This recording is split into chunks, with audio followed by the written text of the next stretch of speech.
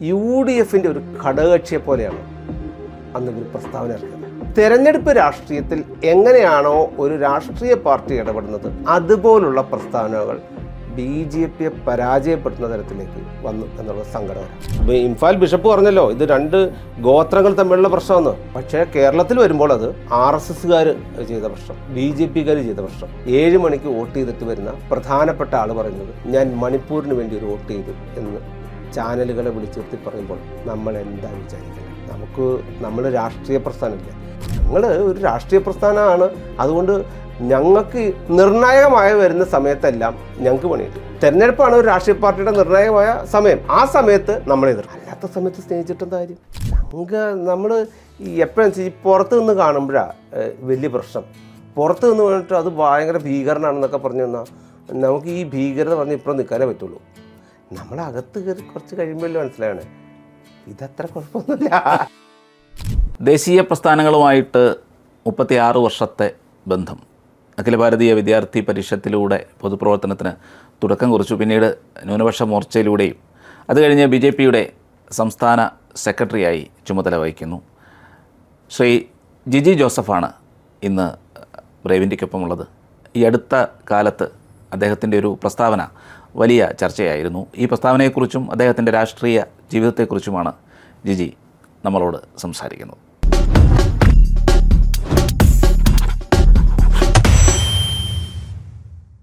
Shri Jiji Joseph, ഒരു 98 അല്ലെങ്കിൽ 90കളുടെ അവസാനമൊക്കെ ആയിരുന്നു തോന്നുന്നു ABPയുടെ ചുമതലകളിലേക്കൊക്കെ വരുന്നത്.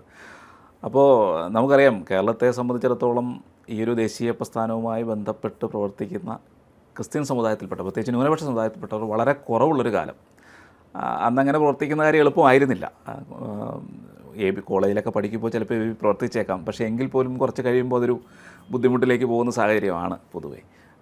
അനുഭവം ഉണ്ട് പല ആളുകളുടെ നിന്ന്. പക്ഷേ അതിൽ നിന്നൊക്കെ വ്യത്യസ്തമായിട്ട് ABPയിൽ തന്നെ തുടരുകയും തുടർന്ന് ഇപ്പോൾ BJPയുടെ സംസ്ഥാന ചുമതലകളിലേക്കൊക്കെ എത്തുകയും ചെയ്യുന്നൊരു രാഷ്ട്രീയ ജീവിതം. അപ്പോൾ ആ തുടക്കത്തിലൊക്കെ എങ്ങനെയായിരുന്നു ഈ അനുഭവങ്ങളൊക്കെ?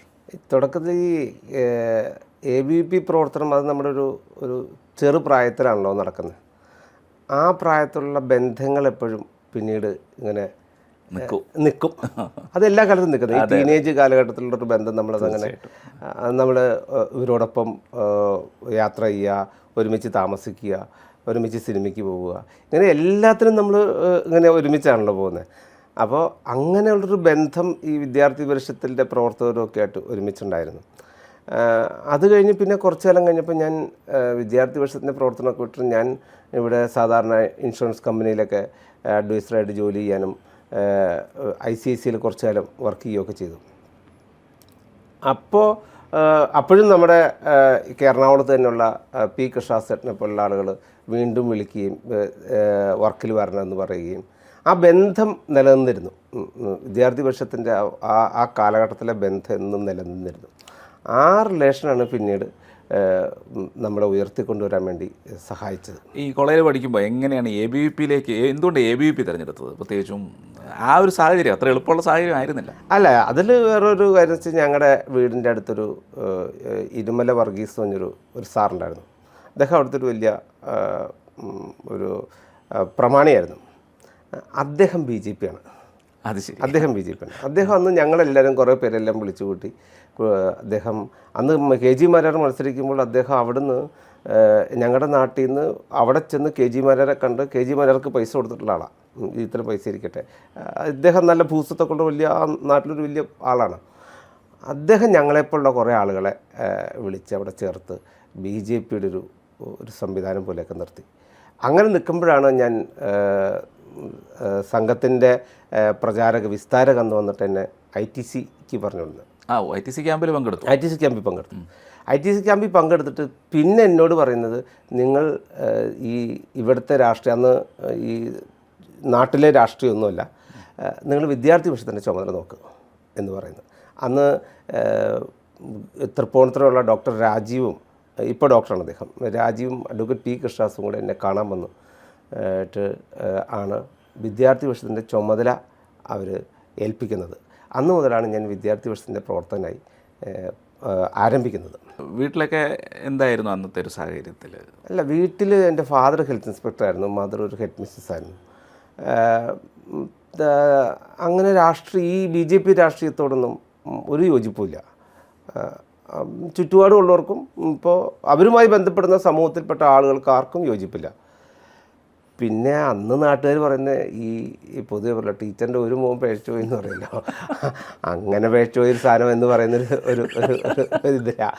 അത് നാട്ടുകാർ അങ്ങനെ കാൽക്കുലേറ്റ് ചെയ്തേ, ഇത് ഇങ്ങനെ ആക്കിയാണ്, ഇത് പോയി പറഞ്ഞിട്ട് കാര്യമില്ല. പിന്നെ ഇനി എന്ത് ചെയ്യാനാ, വീട്ടുകാരും ആ സ്ഥിതിയിലായി. അങ്ങനെ കുറച്ച് കാലമൊക്കെ കഴിഞ്ഞ് ഞാൻ രാഷ്ട്രീയ പ്രവർത്തനങ്ങൾ ചെയ്തതിന് ശേഷം എനിക്ക് അന്ന് ഈ എറണാകുളം ജില്ലയിലെ ജില്ലാ സംഘടനാ സമിതിയിലെ എല്ലാവരും ഫുൾ ടൈമേഴ്സായി. പിന്നെ ഞാനും വേറെ കുറച്ച് ആളുകളും മാത്രമാണ് ഇവിടുത്തെ ജില്ല കൊണ്ടുനടക്കുന്നത്. കുറച്ച് കഴിഞ്ഞ് ഇതിനൊക്കെ ഈ വീട്ടിലെയും നാട്ടിലെയും എല്ലാം സമ്മർദ്ദങ്ങൾ വന്നപ്പോൾ എനിക്ക് മനസ്സിലായി ഇതങ്ങനെ കണ്ടിന്യൂ ചെയ്യാൻ പറ്റുന്നൊരു സാധനമല്ല എന്നെനിക്ക് തോന്നി. ഞാൻ അന്ന് പെട്ടിയെടുത്ത് ഇറങ്ങി, ഫുൾ ടൈമറായി ABPയുടെ. അങ്ങനെ ഞാൻ നേരെ പന്തളത്ത്, അന്നാണ് പരുമല സംഭവത്തിന് ശേഷം 3 വർഷം കഴിഞ്ഞിട്ടാണ് തിരഞ്ഞെടുപ്പ് നടക്കുന്നത്. അപ്പോൾ അവിടെ തിരഞ്ഞെടുപ്പ് നടക്കുന്ന സമയത്ത് അവിടെ പ്രവർത്തിക്കാൻ നിയോഗിക്കപ്പെട്ടു. അങ്ങനെ തിരുവല്ല പന്തളം താലൂക്കുകളുടെ വിദ്യാർത്ഥി വിഷയത്തിൻ്റെ ഓർഗനൈസിംഗ് സെക്രട്ടറിയായിട്ട് ഞാൻ പന്തളം താമസിച്ച് പ്രവർത്തനങ്ങൾ ആരംഭിച്ചു. അങ്ങനെയാണ് പിന്നീട് സജീവമാവുന്നത്. ABPയുമായി ബന്ധപ്പെട്ട് പ്രവർത്തിക്കുമ്പോൾ ഉള്ള അനുഭവങ്ങൾ, പ്രത്യേകിച്ചും ഇന്നത്തെ ഈ ഇപ്പോൾ രാഷ്ട്രീയത്തിൽ അല്ലെങ്കിൽ കേന്ദ്ര സർക്കാരിലുമൊക്കെ മന്ത്രിമാരും ഒക്കെ ആയിരിക്കുന്ന ആളുകളൊക്കെ അന്ന് പലപ്പോഴും ABPയുടെ പ്രവർത്തകരായിരിക്കും, അല്ലെങ്കിൽ നേതാക്കന്മാരും ആയിരിക്കണം. അപ്പോൾ അങ്ങനെയൊക്കെയുള്ള അനുഭവങ്ങൾ അവരുമായിട്ട് ആരെങ്കിലുമായിട്ടൊക്കെ ഇടപഴകാനുണ്ടായിട്ടുണ്ടോ? അല്ല, ഈ ABPയുടെ ബോംബെ സമ്മേളനത്തിനാണ്, വലിയ സമ്മേളനമായിരുന്നു ബോംബെ സമ്മേളനം. ഈ ബോംബെ സമ്മേളനത്തിന് പോകുമ്പോൾ ഇന്ന് പല സ്ഥലത്തും ലീഡേഴ്സായിട്ടും മന്ത്രിമാരായിട്ടും ഒക്കെ ഇരിക്കുന്ന ആളുകളെ ഞങ്ങൾ അവിടെ വെച്ച് കണ്ടിട്ടുണ്ട്. അതിനുശേഷം നടന്ന സമ്മേളനങ്ങളിൽ ഞങ്ങൾ ഒരുമിച്ച് ഇടപഴകുകയൊക്കെ ചെയ്തവർ മന്ത്രിമാരായിട്ടും വലിയ ചുമതലയുള്ളവരൊക്കെ ആയിട്ട് പിന്നീട് വന്നിട്ടുണ്ട്. അത് അവരുടെ ഒരു സാഹചര്യം വേറെ, നമ്മുടെ ഒരു പൊളിറ്റിക്കൽ സാഹചര്യം വേറെ. നമ്മൾ ഇവിടെ ഇങ്ങനെ ഫൈറ്റ് ചെയ്ത് ജീവിക്കുക എന്നുള്ളതാണ് നമ്മുടെ ഒരു വിധി. ഇപ്പോൾ കേരളത്തെ സംബന്ധിച്ചിടത്തോളം ഈ ഇപ്പോൾ BJPയിൽ അല്ലെങ്കിൽ ഈ ഒരു പ്രസ്ഥാനവുമായിട്ട് സഹകരിച്ച് നിൽക്കുന്ന ക്രിസ്ത്യൻ സമുദായത്തിൽപ്പെട്ടവർ വളരെ കുറവാണ്. പ്രത്യേകിച്ച് എൻ്റെ ഓർമ്മയിൽ ആദ്യമൊക്കെ കേൾക്കുന്നത് ഇപ്പോൾ നേരത്തെ പറഞ്ഞ പോലെ റേച്ചൽ മത്തായി, മാത്യു സാർ, അങ്ങനെ കുറച്ച് പേരുടെ പേരുകളാണ്. പക്ഷേ ഇവിടെ റഹ്മാൻ സാർ ഉണ്ടായിരുന്നു. ഈ Rachel Mathew, Rachel Mathai, professor OM Mathew, Rahman sir, ഇവരൊക്കെയാണ് നമുക്ക് അന്ന് ആദ്യം BJPയുമായിട്ട് ബന്ധപ്പെടുക, ABPക്കായിട്ട് ബന്ധപ്പെടുന്ന സമയത്ത് പറഞ്ഞു തരുന്ന പേരുകൾ. ഇവരൊക്കെ കണ്ടില്ലേ. പിന്നെ എന്നെ കൊണ്ടുവന്നത് ഇരുമല വർഗീസ് പറഞ്ഞൊരു സാറാണ്. ഈ സംഘർഷ സാധ്യതകളുള്ളൊരു സാഹചര്യമായിരുന്നു, പ്രത്യേകിച്ച് ABP പ്രവർത്തനവും ഒക്കെ ബന്ധപ്പെട്ട്, പ്രത്യേകിച്ച് പരുമല കഴിഞ്ഞ സാഹചര്യവും ഒക്കെ.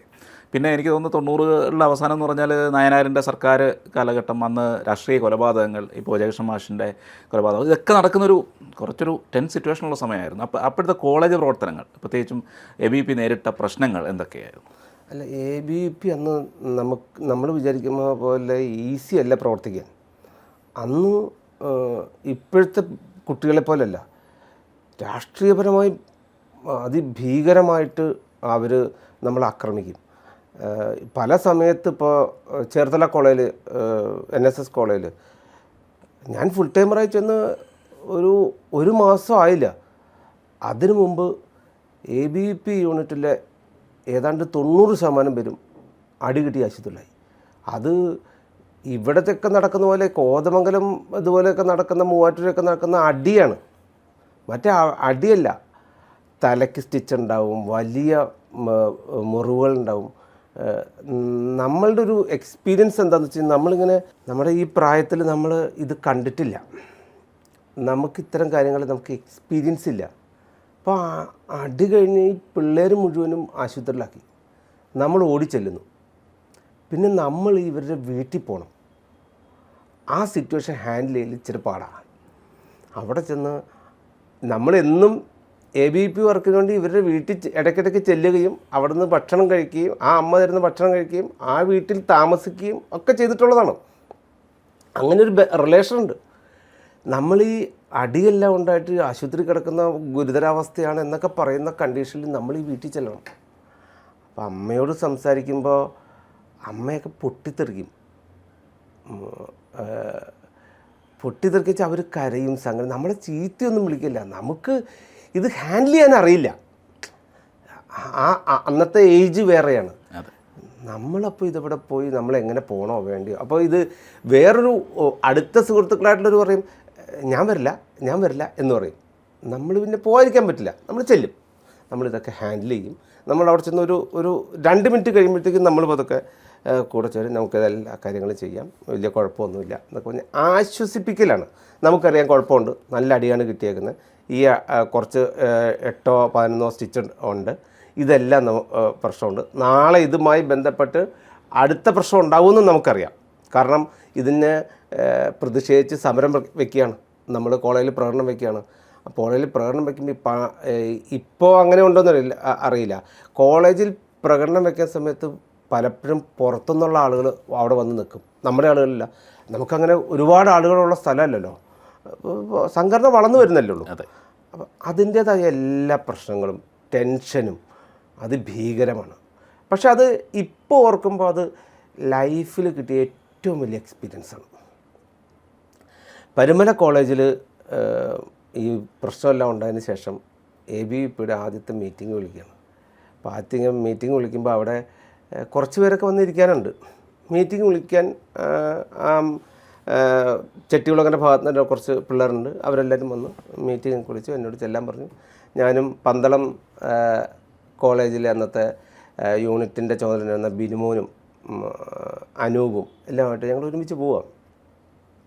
അവിടെ ചെന്ന് മീറ്റിംഗ് തുടങ്ങുമ്പോൾ ഈ ആദ്യം വന്നിരുന്ന സംഖ്യ പിന്നില്ല, ചുറ്റുപാട് SFIക്കാർ ഇങ്ങനെ നടക്കുക. മീറ്റിംഗ് നടക്കുന്നുണ്ട്, വേറെ അവർ പ്രശ്നമൊന്നും ഉണ്ടാക്കുന്നില്ല. അവർ ഒരാളിങ്ങനെ വരും, നോക്കും, പോവും, അടുത്ത ആൾ വരും, നോക്കും, പോവും. അപ്പോൾ ഇത് കുറച്ച് പേരപ്പോൾ എനിക്കൊരു ആവശ്യമുണ്ടെന്നൊക്കെ പറഞ്ഞ് ഇവർ പോകാൻ തുടങ്ങി. എങ്കിലും കുറച്ച് പേരൊക്കെ ഉണ്ടായി. അത് കഴിഞ്ഞ് മീറ്റിംഗ് കഴിഞ്ഞു, ഞങ്ങൾ പുറത്തിറങ്ങി ഗേറ്റിൻ്റെ അവിടെ എത്തി പുറത്തേക്ക് ഇറങ്ങിയപ്പോൾ അവിടെ കുറച്ച് പേര് നിൽപ്പുണ്ട്. അവർ ഈ കോളേജിൽ പഠിക്കുന്നവരല്ല, അവർ DYFIക്കാരാണ്. അവർ ചോദ്യം ചെയ്യാൻ പിടിച്ചു, എന്താ വന്നത്, എങ്ങനെയാണ് വന്നത്. അപ്പം നമ്മുടെ ഉള്ളിൽ മുഴുവൻ ഇവിടെ 3 പിള്ളേരെ രക്ഷപ്പെടാൻ പുഴയിൽ ചാടിയ കുട്ടികളെ കല്ലെറിഞ്ഞ് തലപൊക്കിയപ്പോൾ ഇഷ്ടികയ്ക്കാണ് എറിഞ്ഞത്. ഇഷ്ടികയ്ക്ക് എറിഞ്ഞിട്ട് ഇവൻ മുങ്ങിയിട്ട് അടുത്ത നീന്തലിന് പൊങ്ങുന്ന സമയത്ത് അവിടുത്തെ കുളിക്കടവിലെ കുളിച്ചുകൊണ്ട് നിന്നൊരു സാരി ഇട്ട് കൊടുക്കുന്നുണ്ട്, അവരെ ചീത്ത വളർന്ന് ഓടിച്ചു. അതാണ് അവിടുത്തെ സിറ്റുവേഷൻ. അത് ഒരു കണ്ണിച്ചോരില്ലാത്ത ആളുകളാണ്. അവർ നിന്ന് നമ്മളെ ഭീഷണിപ്പെടുത്തുക, മേലാൽ ഇവിടെ വരരുത്, അതിഭീകരമായിട്ട് അവർ ഭീഷണിപ്പെടുത്തുക. അപ്പോൾ ഇവരുടെ ഈ സിറ്റുവേഷൻ എത്തുമ്പം ഗേറ്റിന് തൊട്ട് മുമ്പ് എത്തുമ്പോൾ തന്നെ നമ്മൾ പറയുന്നുണ്ട്, ഇന്ന് നമ്മളിവിടുന്ന് ഈ ഭീഷണി കെട്ടിപ്പോയാൽ പിന്നെ ജന്മത്ത് ഈ പരുമല പമ്പ കോളേജിൽ കയറാൻ പറ്റില്ല. ഇന്നാണ് ആദ്യത്തെ അവസാനത്തെ ദിവസം, വേണോ വേണ്ടയോ എന്നുള്ളതിൻ്റെ ദിവസം. ഇന്ന് നമ്മൾ പോകുന്നില്ല, നമ്മളിതിനെ നേരിടും, അവരെന്താണെന്ന് വെച്ചാൽ ചെയ്യട്ടെ, ബാക്കി നമുക്ക് പിന്നീട്. അപ്പോൾ നമ്മളവിടുത്തെ സംഘത്തിൻ്റെ ആളുകളോടൊക്കെ പറഞ്ഞിട്ടുണ്ട്, ഞങ്ങളിവിടെ ഉണ്ട് എന്നൊക്കെ പറഞ്ഞിട്ടുണ്ട്. പക്ഷേ അന്ന് ഭീഷണിയൊക്കെ ആണെങ്കിലും ഞങ്ങളത് എന്താണെന്ന് വെച്ചാൽ നിങ്ങളെന്താണെന്ന് വെച്ചാൽ ചെയ്യുക, ഞങ്ങളും എന്താണെന്ന് വെച്ചാൽ നോക്കാം എന്നൊക്കെ ഒരു ഉള്ളിൽ ഭയം ഉണ്ടെങ്കിലും ഒരു ധൈര്യത്തിനൊക്കെ പറഞ്ഞു പോവുക. ആ ധൈര്യത്തിൻ്റെ പുറത്ത് പറഞ്ഞ് ഞങ്ങൾ 3 പേരും പറഞ്ഞ് അവിടുന്ന് കടന്ന് പാലം കടന്നപ്പോൾ ഞങ്ങൾ പറഞ്ഞു കുഴപ്പമില്ല ഇനിയും വരാം എന്ന് പറഞ്ഞു. പിറ്റേ മീറ്റിംഗ് വെച്ച് വരണം, ഇല്ല ഞങ്ങൾ ഈ മീറ്റിങ്ങിന് വന്നില്ലെങ്കിൽ ഈ ABVP യൂണിറ്റ് ഇല്ല, തീർന്നു അവിടെ. അങ്ങനെ ആക്കാനാണ്, ഏതാണ്ട് യൂണിവേഴ്സിറ്റി കോളേജ് പോലെ ആക്കാനായിരുന്നു പിന്നീട് അവരുടെ ശ്രമം. പെട്ടെന്ന് ഇലക്ഷൻ പ്രഖ്യാപിച്ചപ്പോൾ ഞാൻ മാന്നാർ സ്റ്റോർ മുക്കിലൊരു വീട് വാടകയ്ക്ക് എടുത്ത് തരാൻ അവിടുത്തെ ആളുകളോട് ആവശ്യപ്പെട്ടു. അങ്ങനെ ഞാൻ അവിടെ താമസിച്ചു തുടങ്ങിയപ്പോൾ ഒരാളവിടെ താമസിക്കുമ്പോൾ ഈ കോളേജിലെ കുട്ടികളൊക്കെ അവിടെ വരും, എല്ലാവരും അവിടെ വരും, കുറച്ച് നേരം അവിടെ ഇരിക്കും. ഞങ്ങൾ കുറച്ച് നേരം അവിടെ മുറ്റത്ത്, ഒരു വലിയ വീടാണ്, അവിടെ ആരും താമസമില്ലാത്തൊരു വീടാണ്, മുറ്റമൊക്കെ ഉണ്ട്, അവിടെ ഞങ്ങൾ കുറച്ച് നേരം കളിയൊക്കെ ഉണ്ടാവും. അങ്ങനെ കളിച്ചിരിച്ച് ഞങ്ങളൊരു ഒരു ഒരു എൻ്റർടൈൻമെൻ്റ് മേഖല കൂടി അവിടെ കണ്ടെത്തി. പിന്നെ പിള്ളേർക്ക് സ്ഥിരമായിട്ട് വരും, പിന്നെ പിള്ളേർക്ക് ധൈര്യമായി. അന്നത്തെ തിരഞ്ഞെടുപ്പ് നേരിട്ടത് ഞാൻ ഇന്ന് ആലോചിക്കുമ്പോൾ നമ്മൾ കുട്ടികളുടെ ലിസ്റ്റ് എടുത്ത് ഇവർക്കറിയാമല്ലോ കുട്ടികൾ ലിസ്റ്റ് എടുത്തിട്ട് അവരുടെ വീടുകളിൽ പോയി ഇലക്ഷൻ ക്യാൻവാസിന്. സാധാരണ ക്യാമ്പസിൽ മാത്രമേ ഉള്ളൂ. അതെ, നമ്മളിന്ന് വീടുകളിൽ പോയി. അന്ന് ബൈക്കില്ല. അന്ന് സംഘത്തിൻ്റെ ചുമതലപ്പെട്ട ആളുകളോടും BJPയുടെ ഒക്കെ ബന്ധപ്പെട്ട ആളുകളൊക്കെ ആയിട്ട് ചോദിച്ചപ്പോൾ അവർ കുറച്ച് ബൈക്കും ഇതുമൊക്കെ ഓടിക്കാനറിയാവുന്നവരും ഒക്കെ ആയിട്ട് വന്നു. പിന്നെ ഈ കുട്ടികളുടെ കയ്യിൽ കൊടുത്ത് വിടില്ലല്ലോ ഇവരെങ്ങനെ പോകുന്നത്, ഇവരെ ആർക്കും ലൈസൻസും ഇല്ല. പക്ഷേ ഇവർ കൂടെ വന്നു. അങ്ങനെ വീടുകളിലെല്ലാം അപ്പോൾ ഇവർ പുറത്ത് നിൽക്കും, ബാക്കി എല്ലാവരും വീട്ടിൽ കയറി സംസാരിക്കും. സ്ഥാനാർത്ഥിയായി നിൽക്കാൻ ആളില്ലെന്ന്. സ്ഥാനാർത്ഥിയായി നിൽക്കാൻ പെൺകുട്ടിയിലെ വൈസ് ചെയർമാനായിട്ട് നിൽക്കാൻ ആളില്ല. പിന്നെ തിരുവല്ലയിലൊരു കുട്ടി ഉണ്ടായിരുന്നു. ആ കുട്ടിയുടെ വീട്ടിൽ പോയി സംസാരിച്ച് അവരുമായിട്ട് ഒരു കുഴപ്പമില്ല എന്ന് പറഞ്ഞ് അവർ കുറച്ച് നമ്മുടെ പാർട്ടിയൊക്കെയാണ് അനുഭാവമുള്ളവരാണ്. അവരൊക്കെയാണ് മത്സരിച്ച് അന്ന് നമ്മൾ അവിടെ ഒരു മികച്ച പ്രകടനം കാഴ്ചവെച്ചു. എനിക്കിത് എത്ര ഒരാളോ മറ്റോ ജയിച്ചിട്ടുള്ളൂ എന്ന് എനിക്ക് തോന്നുന്നത്. പക്ഷെ മികച്ച പ്രകടനം കാഴ്ചവെച്ചു. അതിനുശേഷം പിന്നീട് അതിന് ഒരു സഹായം ഉണ്ടായത് എല്ലാ ക്യാമ്പസിൽ നിന്നും അവിടുത്തെ തിരഞ്ഞെടുപ്പുമായി ബന്ധപ്പെട്ട ABVPയുടെ പ്രവർത്തകർ സഹകരിച്ചു. ഈ ഒരു മറ്റൊരു പ്രശ്നം, പ്രശ്നത്തിൻ്റെ പ്രാധാന്യം കണ്ടുകൊണ്ട് എല്ലാവരും വന്നു. അപ്പോൾ ഞങ്ങൾക്കതൊരു പൊതു തെരഞ്ഞെടുപ്പാണ്, ജീവിതത്തിലെ ആദ്യത്തെ ഒരു പൊതു തെരഞ്ഞെടുപ്പാണ്. കാരണം ബാക്കിയുള്ളിടത്ത് എല്ലായിടത്തും ഇലക്ഷൻ ഉണ്ടെങ്കിലും നമ്മൾ ആ ഇലക്ഷനൊക്കെ അവിടെ ഒന്ന് കുറച്ച് പേരൊക്കെ ഇവിടെയൊക്കെ ആക്കി നമ്മൾ വർക്ക് ചെയ്തു. അവരവരുടെ മേഖലയിൽ ആ പരിസരത്തുള്ളവരെ നിങ്ങൾ പരിചയമുള്ളവരെ പോയി കാണണം എന്ന് പറഞ്ഞ് അങ്ങനത്തെ ഒരു അടിസ്ഥാനപരമായ വർക്ക് അന്നത്തെ പമ്പ കോളേജിലെ തെരഞ്ഞെടുപ്പിൽ നടന്നിട്ടുണ്ട്. പിന്നെ ഞാൻ ഓർക്കുന്ന അത് കഴിഞ്ഞ് അടുത്ത വർഷമായപ്പോൾ അവിടെ സ്വാഭാവികമായിട്ടും വേറൊരു സംഘടനാ സംവിധാനം ഉണ്ടായി. ആ സംഘടനാ സംവിധാനമാണ് അവിടെ തെരഞ്ഞെടുപ്പ് നടത്തിയത്. അത് പിന്നെ കൂളായിട്ട് അങ്ങ് പോയി. പക്ഷെ പന്തളം NSS കോളേജിൻ്റെ അതിൻ്റെ അടുത്തായിരുന്നു ഞാൻ താമസിച്ചുകൊണ്ടിരുന്നത്. RSSൻ്റെ കാര്യാലയം എവിടെയായിരുന്നു, കാര്യാലയത്തിലാണ് ഞാൻ താമസിച്ചുകൊണ്ടിരുന്നത്. പന്തളം NSS കോളേജും പന്തളം പോളിടെക്നിക്ക് ABVPയുടെ ഒരു ABVP അങ്ങ് ജയിച്ച് നിൽക്കുന്നൊരു സ്ഥലമാണ്. നമുക്ക് അങ്ങനെ നമ്മുടെ കയ്യിൽ നിന്ന് പോവില്ല. നമുക്ക് ആകെയുള്ള റിസ്ക് ഇവർ ജയിച്ചു കഴിഞ്ഞാൽ ഈ മാഗസിൻ എഡിറ്റർക്ക് വേണ്ട സഹായം ചെയ്തു കൊടുക്കുക, ഉദ്ഘാടനത്തിന് ആളെ കൊണ്ടുവരിക, ഇത്തരം ചില റിസ്ക്കുകളൊക്കെയാണ് നമുക്ക് അന്ന് ടെൻഷനായിട്ടുണ്ടായിരുന്നത്. ബാക്കിയൊന്നും പോളിടെക്നിക്കിനെ കുറിച്ച് വലിയ പ്രശ്നമില്ല. പക്ഷെ NSS കോളേജ് അങ്ങനെയല്ല. അതിഭീകരമായ സംഘർഷം നടക്കും. അത് പുറത്തേക്ക് വ്യാപിച്ച് ഞാൻ ചെല്ലുമ്പോൾ അതിൻ്റെ പഴയ കാലത്തെ അനുഭവം, അതിനെ തുടർന്ന് അവിടെ വൻ കലാപവും വെടിവെപ്പും വരെ ഉണ്ടായിട്ടുണ്ട്. കോളേജിൽ നിന്ന് തുടങ്ങിയ അക്രമത്തിൻ്റെ ഭാഗമായിട്ട്. അങ്ങനെ അതിശക്തമായ പ്രവർത്തനം അവിടെയും ഞങ്ങൾ ഇത് തന്നെ പ്രാക്ടീസ് ചെയ്തു, ഈ വീടുകളിൽ പോവുക എന്നുള്ളത്. പക്ഷേ ആ പ്രാവശ്യം പന്തളം കോളേജിൻ്റെ ഇലക്ഷൻ ചെയർമാൻ ഒഴികെ ബാക്കിയെല്ലാം ABVP വിജയിച്ചു. അങ്ങനെയാണ് ചരിത്രത്തിൽ ആദ്യമായിട്ട് പന്തളം കോളേജിൽ വിദ്യാർത്ഥി പരിഷത്ത് യൂണിയൻ ഭരിച്ചെടുക്കുന്നത്. അന്ന് നമ്മുടെ ഇപ്പോഴത്തെ മാധ്യമപ്രവർത്തനത്തിലുള്ള ചില ആളുകളൊക്കെ അന്നത്തെ UUCമാരാണ്, ABVPയുടെ UUCമാരാണ്. അവരൊക്കെ ഇപ്പോഴും പ്രധാനപ്പെട്ട ചാനലുകളിലൊക്കെ പ്രവർത്തിക്കുന്നുണ്ട്. തിരിച്ചുണ്ടല്ലോ SFയുടെ മഹേഷൊക്കെ ഉണ്ട്. മഹേഷൊക്കെ അന്ന് ഏഷ്യാനെറ്റിലും മഹേഷ് പോകുമ്പോൾ മഹേഷ് അവിടെ SFയുടെ ചുമതലയുള്ള ആളാണ്, ജയിച്ച ആളാണ്. ഈ ABVPയുമായി ബന്ധപ്പെട്ട് ഇപ്പോൾ സംഘർഷത്തിൽ നിന്ന് ഒരു രക്ഷപ്പെടൽ അന്നുണ്ടായി. അതായത് തല്ലൊന്നും കിട്ടിയില്ല. അതായത് പരുമലയുമായി ബന്ധപ്പെട്ട് സംഘർഷം അനുഭവിക്കേണ്ടി വന്നിട്ടുണ്ടോ? നല്ല സംഘർഷത്തിൽപ്പെട്ട് അത് ലാത്തിച്ചാർജിൽ പോലീസുമായിട്ടുള്ളതിനൊക്കെ ബാക്കി വലിയ ബുദ്ധിമുട്ടുകളുണ്ട്. ആ കാലത്ത് ഞാൻ ABVPയുടെ ഫുൾ ടൈം വർക്കറാണല്ലോ. അപ്പം നമ്മൾ ഈ കോളേജിൻ്റെ അകത്ത് ഒരു വലിയ പ്രോഗ്രാമുകൾക്ക് നമ്മളില്ല. ഒരു യൂണിറ്റ് സമ്മേളനം ഉദ്ഘാടനം ചെയ്യുന്നു, അവരോട് കാര്യങ്ങൾ പറയുന്നു, രക്ഷാബന്ധം പരിപാടി പങ്കെടുക്കുന്നു, തിരിച്ചു പോകുന്നു. പക്ഷെ ഇവരുടെ സമരത്തിൻ്റെ ഇടയിലൊക്കെയാണല്ലോ അല്ലെങ്കിൽ പ്രകടനം, ഇത്തരം കാര്യങ്ങൾക്കിടയിലൊക്കെയാണല്ലോ ഈ സംഘർഷം ഉണ്ടാകുന്നത്. പലപ്പോഴും സംഘർഷം ഉണ്ടായി ശേഷം വിളിച്ചു പറയുമ്പോഴൊക്കെയാണ് നമ്മളവിടെ ചെല്ലുന്നത്. അതെ. അപ്പോൾ ഈ കാര്യാലയത്തിൽ താമസിച്ച് പഠിച്ചു, അല്ലെങ്കിൽ അതുമായി കാര്യാലയത്തിൽ താമസിച്ചു എന്ന് പറയുന്നത്, അപ്പോൾ ഈ പ്രത്യേകിച്ച് ഒരു ഹിന്ദുത്വ തീവ്രവാദ സംഘടന എന്നൊക്കെ കേൾക്കുന്ന, അതായത് ന്യൂനപക്ഷങ്ങളെ ഉന്മൂലനം ചെയ്യാൻ ശ്രമിക്കുന്ന സംഘടനയുടെയൊക്കെ കാര്യാലയത്തിൽ ഒരു ന്യൂനപക്ഷത്തിൻ്റെ പക്ഷത്തിലുള്ള ഒരാൾ താമസിക്കുമ്പോൾ എന്ത് തോന്നിയിരുന്നു? അല്ല, ഇത് നമ്മൾ ഈ സംഘത്തിൻ്റെ ക്യാമ്പിലൊക്കെ പോയതിന് ശേഷം നമുക്കിതിൻ്റെ ഒരു മനസ്സിലായി, സാധനം പിടുത്തം കിട്ടി, എന്തുവാന്നുള്ളത് പിടുത്തം കിട്ടി. അത് കഴിഞ്ഞ് പിന്നെ നമ്മൾ ഇപ്പോൾ കോതമംഗലത്താണും തൃക്കാരി കാലിയാടത്തിലൊക്കെ നമ്മൾ സ്ഥിരം ഉള്ളതല്ലേ, നമുക്കറിയാവുന്ന ആളുകളല്ലേ ഇതെല്ലാം. അന്ന് എന്നെ വിദ്യാർത്ഥി പക്ഷത്തിലേക്ക് പോകണമെന്ന് പറഞ്ഞ വിസ്താരക പത്തനംതിട്ടക്കാരനാണ്. അദ്ദേഹം തിരിച്ചു പോയിരുന്നു. അപ്പം ഞാൻ അവിടെ ചെല്ലുമ്പോൾ അദ്ദേഹം അവിടെ ഉണ്ട്. അദ്ദേഹം അവിടുത്തെ പ്രധാന ചുമതലക്കാരനാണ്. അപ്പം ഞങ്ങൾ തമ്മിൽ അങ്ങനെ ഒരു ബന്ധം കൂടെ ഉണ്ട്. അപ്പോൾ എല്ലാ കാര്യങ്ങളിലും നമ്മളെ സഹായിക്കുകയും ഒക്കെ ചെയ്യും. നമ്മൾ എപ്പോഴും ഈ പുറത്ത് നിന്ന് കാണുമ്പോഴാണ് വലിയ പ്രശ്നം. പുറത്ത് നിന്ന് പറഞ്ഞിട്ട് അത് ഭയങ്കര ഭീകരനാണെന്നൊക്കെ പറഞ്ഞു തന്നാൽ നമുക്ക് ഈ ഭീകരത പറഞ്ഞ് ഇപ്പോഴും നിൽക്കാനേ പറ്റുള്ളൂ. നമ്മളകത്ത് കയറി കുറച്ച് കഴിയുമ്പോഴല്ലേ മനസ്സിലാവണേ ഇതത്ര കുഴപ്പമൊന്നുമില്ല, വളരെ കൂളായിട്ട് പോകും. പിന്നെ ഇവർ സാധാരണ മനുഷ്യർ, സ്നേഹമുള്ളവർ. ഈ വിദ്യാർത്ഥി പക്ഷത്തിൻ്റെ കാലഘട്ടത്തിൽ നമുക്ക് അന്ന് തരുന്നത് 500 രൂപയാണ് ഒരു മാസത്തേക്ക്. ആ 500 രൂപയ്ക്ക് നമ്മൾ ഡ്രസ്സോ സോപ്പോ എണ്ണയോ വണ്ടിക്കൂലിയോ ഭക്ഷണമോ എല്ലാം തീർക്കണം. നടക്കില്ല, ഒരിക്കലും നടക്കുന്ന കേസല്ല. അപ്പോൾ നമുക്ക് മന്ത്ലി ചിലർ 100 രൂപ വെച്ച് തരുന്ന ആളുകളുണ്ട്.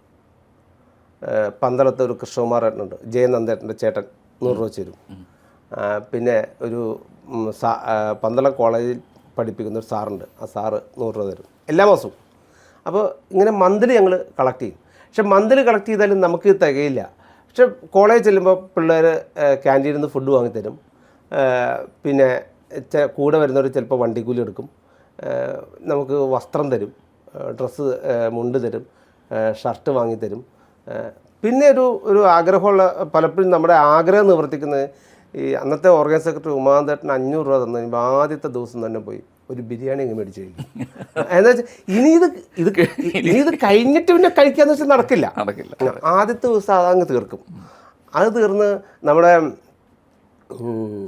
ഈ നാടോടിക്കാറ്റ് സിനിമയിൽ റേഡിയോ വിൽക്കാൻ വേണ്ടി ശ്രീനിവാസൻ പോകുന്നത്. റേഡിയോ വിറ്റിട്ട് കിട്ടിയ 250 രൂപ പട്ടിണിയായിട്ട് കിടക്കുന്ന ശ്രീനിവാസന് 250 രൂപ കിട്ടിക്കഴിയുമ്പോൾ ടാക്സി എന്ന് പറഞ്ഞ് ടാക്സി വിളിക്കുന്നുണ്ട്. അതുപോലെ നമ്മുടെ ഈ പരിപാടി 500 രൂപ ആദ്യം ബിരിയാണിയാണ്. ആ ബിരിയാണിയുടെ ഇതിലാണ് പിന്നെ നമ്മളങ്ങ് പോകുന്നത്. ബാക്കി എല്ലാ കാര്യവും നടന്നോളും, ഒരു പ്രശ്നമില്ല. ചില ദിവസം വണ്ടിക്കൂലി ഉണ്ടാവില്ല. വണ്ടിക്കൂലി ഇല്ലാതെ നമ്മളിങ്ങനെ ഇരിക്കുമ്പോൾ ജില്ലാ പ്രചാരക വരും. എന്താ ഇവിടെ ഇരിക്കുന്നതെന്ന് ചോദിക്കുക. പറഞ്ഞു പൈസ ഇല്ല. അപ്പോൾ പൈസ തരാം, എത്ര വേണം എന്ന് ചോദിക്കും. ആ പൈസ തരും. ജില്ലാ പ്രചാരകന് ഇത്രയൊക്കെ കിട്ടുന്നുള്ളൂ. അതേ ജില്ല. പക്ഷെ ഞങ്ങളെ സംബന്ധിച്ച് അന്ന് ജില്ലാ പ്രചാരക വലിയ സമ്പന്നനാണ്. ജില്ലാ പ്രചാരം ചിലപ്പോൾ വിഭാഗത്തിൻ്റെ ചുമതലയുള്ള ആരെങ്കിലുമൊക്കെ വരും. അപ്പോൾ അവർ ഊണ് കഴിച്ചോന്ന് ചോദിക്കും. ഊണ് കഴിച്ചില്ല. പിന്നെ അന്നൊരു ഇതുണ്ട്. ഇന്നൊക്കെ നമ്മളോട് ഊണ് കഴിച്ചതെന്ന് വെച്ചാൽ ഊണ് കഴിച്ചില്ലെങ്കിലും കഴിച്ചു എന്നൊക്കെയാണല്ലോ നമ്മൾ പറയുന്നത്. അല്ലാതെ നമ്മൾ പിന്നെ കഴിച്ചോളാം. അന്ന് ഊണ് കഴിച്ചോന്ന് വെച്ചാൽ കഴിച്ചില്ല. ആദ്യം തന്നെ പറയും ഇത് ഊണ് കിട്ടണം ഇപ്പോൾ തന്നെ. പിന്നെ വീടുകളുണ്ടായിരുന്നു, ഒരു 5-6 വീടുകളുണ്ടായിരുന്നു. അവിടെ നമ്മളിങ്ങനെ റൊട്ടേഷൻ പോലെ ഇങ്ങനെ വീടുകളിൽ പോയിക്കൊണ്ടിരിക്കും. അവിടുത്തെ അമ്മമാർക്കൊക്കെ നമ്മൾ ചെല്ലുമ്പോൾ തന്നെ അറിയാം ഇത് വിശന്നിട്ടുള്ള വരവാണ്, ഭക്ഷണം കഴിക്കാൻ വന്നേക്കുന്നതാണ്. എന്നാൽ നമ്മൾ ചോദിക്കുകയൊന്നുമില്ല, എന്തെങ്കിലും ഉണ്ടോ എന്നൊന്നും ചോദിക്കുന്നില്ല. നമ്മളവിടെ ചെന്ന് എന്തുണ്ട് വിശേഷം എന്നൊക്കെ ചോദിക്കുമ്പോൾ അവരപ്പം തന്നെ എന്തെങ്കിലും ഉണ്ടാക്കും, അല്ലെങ്കിൽ ഉള്ളതെടുത്ത് കഴിച്ചിട്ട് പോയാൽ മതി എന്ന് പറയും. ഇത് സ്ഥിരം നമ്മൾ ഈ സംഘടനാ പ്രവർത്തനത്തിൽ വീടുകളിൽ ചെല്ലുമ്പോൾ അവിടുത്തെ അമ്മമാർ നമ്മളെ കരുതുന്നത് ഇത്രയും വേറെ സംവിധാനങ്ങളില്ല, തുച്ഛമായ പൈസയേ ഉള്ളൂ, പക്ഷേ ഇവൻ ഭക്ഷണം കഴിക്കാതെ ആയിരിക്കും വന്നേക്കുന്നത്. ഇത് ഈ ഒരു കരുതലുണ്ടല്ലോ, ഇതൊരു വലിയ ഇത് നമുക്കിത് അനുഭവിച്ചാലേ മനസ്സിലാവുള്ളൂ. അതാണ് ഈ വിദ്യാർത്ഥി പരിഷത്തിൻ്റെ ഫുൾ ടൈമർ ഷിപ്പ് എന്ന് പറയുന്നത്. എൻ്റെ ജീവിതത്തിൽ ഒരു രാഷ്ട്രീയപരമായിട്ട് സംഘടനാപരമായിട്ട് എങ്ങനെയാണ് മുന്നോട്ട് പോകേണ്ടത്, എങ്ങനെയാണ് ഈ സംഘടന വളർന്നത് എന്നുള്ളതിൻ്റെ ഒരു അടിസ്ഥാനപരമായ രൂപം കിട്ടി. മറ്റേ നമ്മൾ ഒരു ബൗദ്ധിക്ക് കേൾക്കുന്ന പോലെ കേട്ടിട്ട് അവിടെ എങ്ങനെയായിരുന്നു, കഷ്ടപ്പാടായിരുന്നു, പിന്നീട് വന്ന് എങ്ങനെയാണ്, അങ്ങനെയല്ല. നേരിട്ട് നമ്മളങ്ങ് അതിൻ്റെ അകത്ത് ഉണ്ട്. അതിൻ്റെ അകത്ത് ഇത് പറയുമ്പോൾ നമുക്ക് റിലേറ്റ് ചെയ്യും. ഇപ്പോൾ ഒരാളെന്ന് പറയുമ്പോഴും നമുക്കത് റിലേറ്റ് ചെയ്യും. അത് മറ്റൊരു കാര്യമുണ്ട്. അന്ന് ദത്താജിയാണ് ഇപ്പോഴത്തെ സർക്കാർ ദത്താജിയാണ് ഇവിടുത്തെ വിദ്യാർത്ഥി പക്ഷത്തിൻ്റെ സോണൽ ഓർഗനൈസ് സെക്രട്ടറി. അദ്ദേഹം അത് കഴിഞ്ഞ് നാഷണൽ ഓർഗനൈസ് സെക്രട്ടറി. അപ്പം ദത്താജി വരുന്ന സമയം ദത്താജി ഈ നെഗറ്റീവ് തിങ്കിങ് പോസിറ്റീവ് തിങ്കിങ് എന്ന് പറയുന്നതിനെക്കുറിച്ച് ദത്താജിയാണ് ആദ്യമായിട്ട്, അത് നെഗറ്റീവ് തിങ്കിങ് ആണ് എന്ന് ചില കാര്യങ്ങളൊക്കെ പറയുമ്പോൾ ഇങ്ങനെ ദത്താജിയുടെ ക്ലാസ്സൊക്കെ ഉണ്ടാവില്ല അങ്ങനെ. അപ്പോഴാണ് ഈ നെഗറ്റീവ് തിങ്കിങ് ആണ് കൂടുതൽ സമയത്ത് നമ്മൾ ഫോളോ ചെയ്യുന്നത് എന്ന് നമ്മൾ മനസ്സിലാക്കുന്നത്. പിന്നെയാണ് നമ്മളിതിനെ അന്ന് ദത്താജി തിങ്ക് ബിഗ്, വലുതായിട്ട് ചിന്തിക്കുക എന്ന് ഇതെല്ലാം നമുക്കൊരു വളരെ നമ്മളോടൊപ്പം ചേർന്ന് നിന്നുകൊണ്ട് നമുക്കിതെല്ലാം പറഞ്ഞു തന്നുകൊണ്ടിരുന്നു. ഇതൊരു വലിയ ലേണിംഗ് പ്രോസസ്സാണ് ഈ വിദ്യാർത്ഥി പരിഷത്ത് ഫുൾ ടൈമർഷിപ്പ് എന്ന് പറയുന്നത്. അത് ജീവിതത്തിൽ ഒരുപാട് കാര്യങ്ങൾ സ്വാധീനിച്ചിട്ടുണ്ട്. ഇല്ലെങ്കിൽ നമ്മളൊക്കെ അന്ന് നമുക്കിങ്ങനെ ഇറങ്ങി നടക്കാനുള്ള സ്വാതന്ത്ര്യമുണ്ട്. ഈ ചുറ്റുപാടിൽ ഇങ്ങനത്തെ ഒരു സംഘടനയായിട്ടൊന്നും ബന്ധമില്ല. നമ്മൾ ഒരു കോളേജ് ലൈഫ് പോലെ ഇങ്ങനെ അങ്ങ് പോയി കഴിഞ്ഞാൽ നമുക്ക് ചിലപ്പോൾ നമ്മൾ വേറെ എന്തെങ്കിലുമൊക്കെ ആയേനെ. പക്ഷേ വിദ്യാർത്ഥി പരിഷത്ത് അതിൻ്റെ അകത്ത് ഒരു വലിയ പങ്ക് വഹിച്ചിട്ടുണ്ട്. വിദ്യാർത്ഥി പരിഷത്തുമായിട്ട് ബന്ധപ്പെട്ട് സംസാരിക്കുമ്പോൾ എവിടെ ചെന്നാലും ഞാനെപ്പോഴും പലപ്പോഴും എൻ്റെ സുഹൃത്തുക്കളോട് തന്നെ പറയുന്നത് ABP എന്ന് പറയുന്നൊരു ഒരു വികാരം അത് പലയിടത്തും ഇങ്ങനെ ഒരുമിച്ച് കൂട്ടുന്നൊരു വികാരമായിട്ട് തോന്നിയിട്ടുണ്ട്. അത് രാഷ്ട്രീയ മേഖലയിലാണെങ്കിലും അതുണ്ട്. എവിടെ ചെന്നാലും ABP എന്നുള്ളൊരു ചിന്ത, പ്രത്യേകിച്ച് ABP പ്രവർത്തിക്കുന്നത്. ഞാൻ ചിലപ്പോൾ ഇടയ്ക്ക് എൻ്റെ കൂടുതൽ സുഹൃത്തുക്കളെ കളിയൊക്കെ നിങ്ങൾ പഴയ ABP-കാരാണല്ലോ, അപ്പോൾ പിന്നെ ഭയങ്കര ബന്ധമാണല്ലോ എന്നൊക്കെ പറഞ്ഞ് നമ്മൾ ABP ആയിരുന്നിട്ടുണ്ട്, ഇല്ല എന്നല്ല. പക്ഷേ എങ്കിലും ഇതൊരു, അതായത് ഫുൾ ടൈമേഴ്സായിട്ട് നിന്നവർ, ഒരുപാട് കാലം സംസ്ഥാന തലത്തിലുമൊക്കെ പ്രവർത്തിച്ചവർ, അവരെവിടെ ചെന്നാലും ആ ഒരു സംസാരം പെട്ടെന്ന് തന്നെ ആ ABP സംസാരത്തിലേക്ക് പോകും, അവരുടെ പഴയ കാലം. അത് പല സമയത്തും നമ്മൾ ഈ ഇപ്പോഴുള്ള വലിയ മീറ്റിങ്ങുകൾക്കൊക്കെ പോകുമല്ലോ. മീറ്റിങ്ങുകളൊക്കെ പോകുമ്പോൾ ഇപ്പോൾ നമ്മൾ വലിയ പരിപാടികളൊക്കെ നടക്കുമ്പോൾ ചിലപ്പോൾ ഞങ്ങളെല്ലാവരും ഒരുമിച്ച് കാണും. ഭാസ്കര്യത്തിലൊക്കെ വെച്ച് ചിലപ്പോൾ ഒരുമിച്ച് കാണും. അപ്പോൾ കുറച്ച് നേരം കഴിയുമ്പോൾ വട്ടം കൂടി എന്നിട്ട് പൊട്ടിച്ചിരിക്കുന്നത് കേട്ടിട്ടുണ്ടെങ്കിൽ അത് ചിലർ പറയും അത് ABP-കാരാണ്, പഴയ ABP-കാരെല്ലാവരും കൂടെ ഇരുന്ന് വട്ടം കൊണ്ട്. അപ്പോൾ ഒരുപാട് കഥകൾ പറയാനും ഒരുപാട് പരസ്പരം കളിയാക്കാനുള്ള സ്വാതന്ത്ര്യം ഉണ്ടല്ലോ. അവിടെയാണ് നമ്മൾ നർമ്മത്തിൽ ഇതെല്ലാം കൊണ്ടു നടക്കുന്നത്. പിന്നെ അതൊരു വിദ്യാർത്ഥി കാലം, അതൊരു വലിയ കാലമാണ്. അതെ, അത് ഞാൻ ആദ്യം പറഞ്ഞല്ലോ.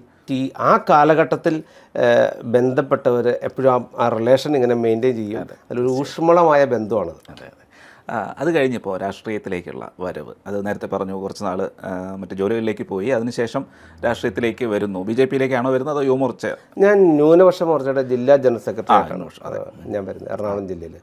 അന്ന് നെടുമ്പാശ്ശേരി രവിചേട്ടൻ ജില്ലാ പ്രസിഡൻ്റായിട്ടിരിക്കുന്ന സമയത്ത് P. കൃഷ്ണദാസ് പറഞ്ഞ ചേട്ടനാണ് എന്നെ, അദ്ദേഹം തന്നെയാണ് ഈ വിദ്യാർത്ഥി പരിഷത്തിൽ ആദ്യം എന്നെ കാണാൻ വന്ന ഒരു സംസ്ഥാന നേതാവ്. അദ്ദേഹമാണ് എന്നെ ഇതിലേക്ക് BJP-യിലേക്ക് അടുപ്പിച്ചത്. പിന്നീട് കണ്ടിന്യൂസ് ആയിട്ട് വർക്ക് ചെയ്തതിന് ശേഷം പിന്നെ ഞാൻ BJP-യുടെ ന്യൂനപക്ഷ മോർച്ചയുടെ സംസ്ഥാന ജനറൽ സെക്രട്ടറി അടുത്ത വർഷം.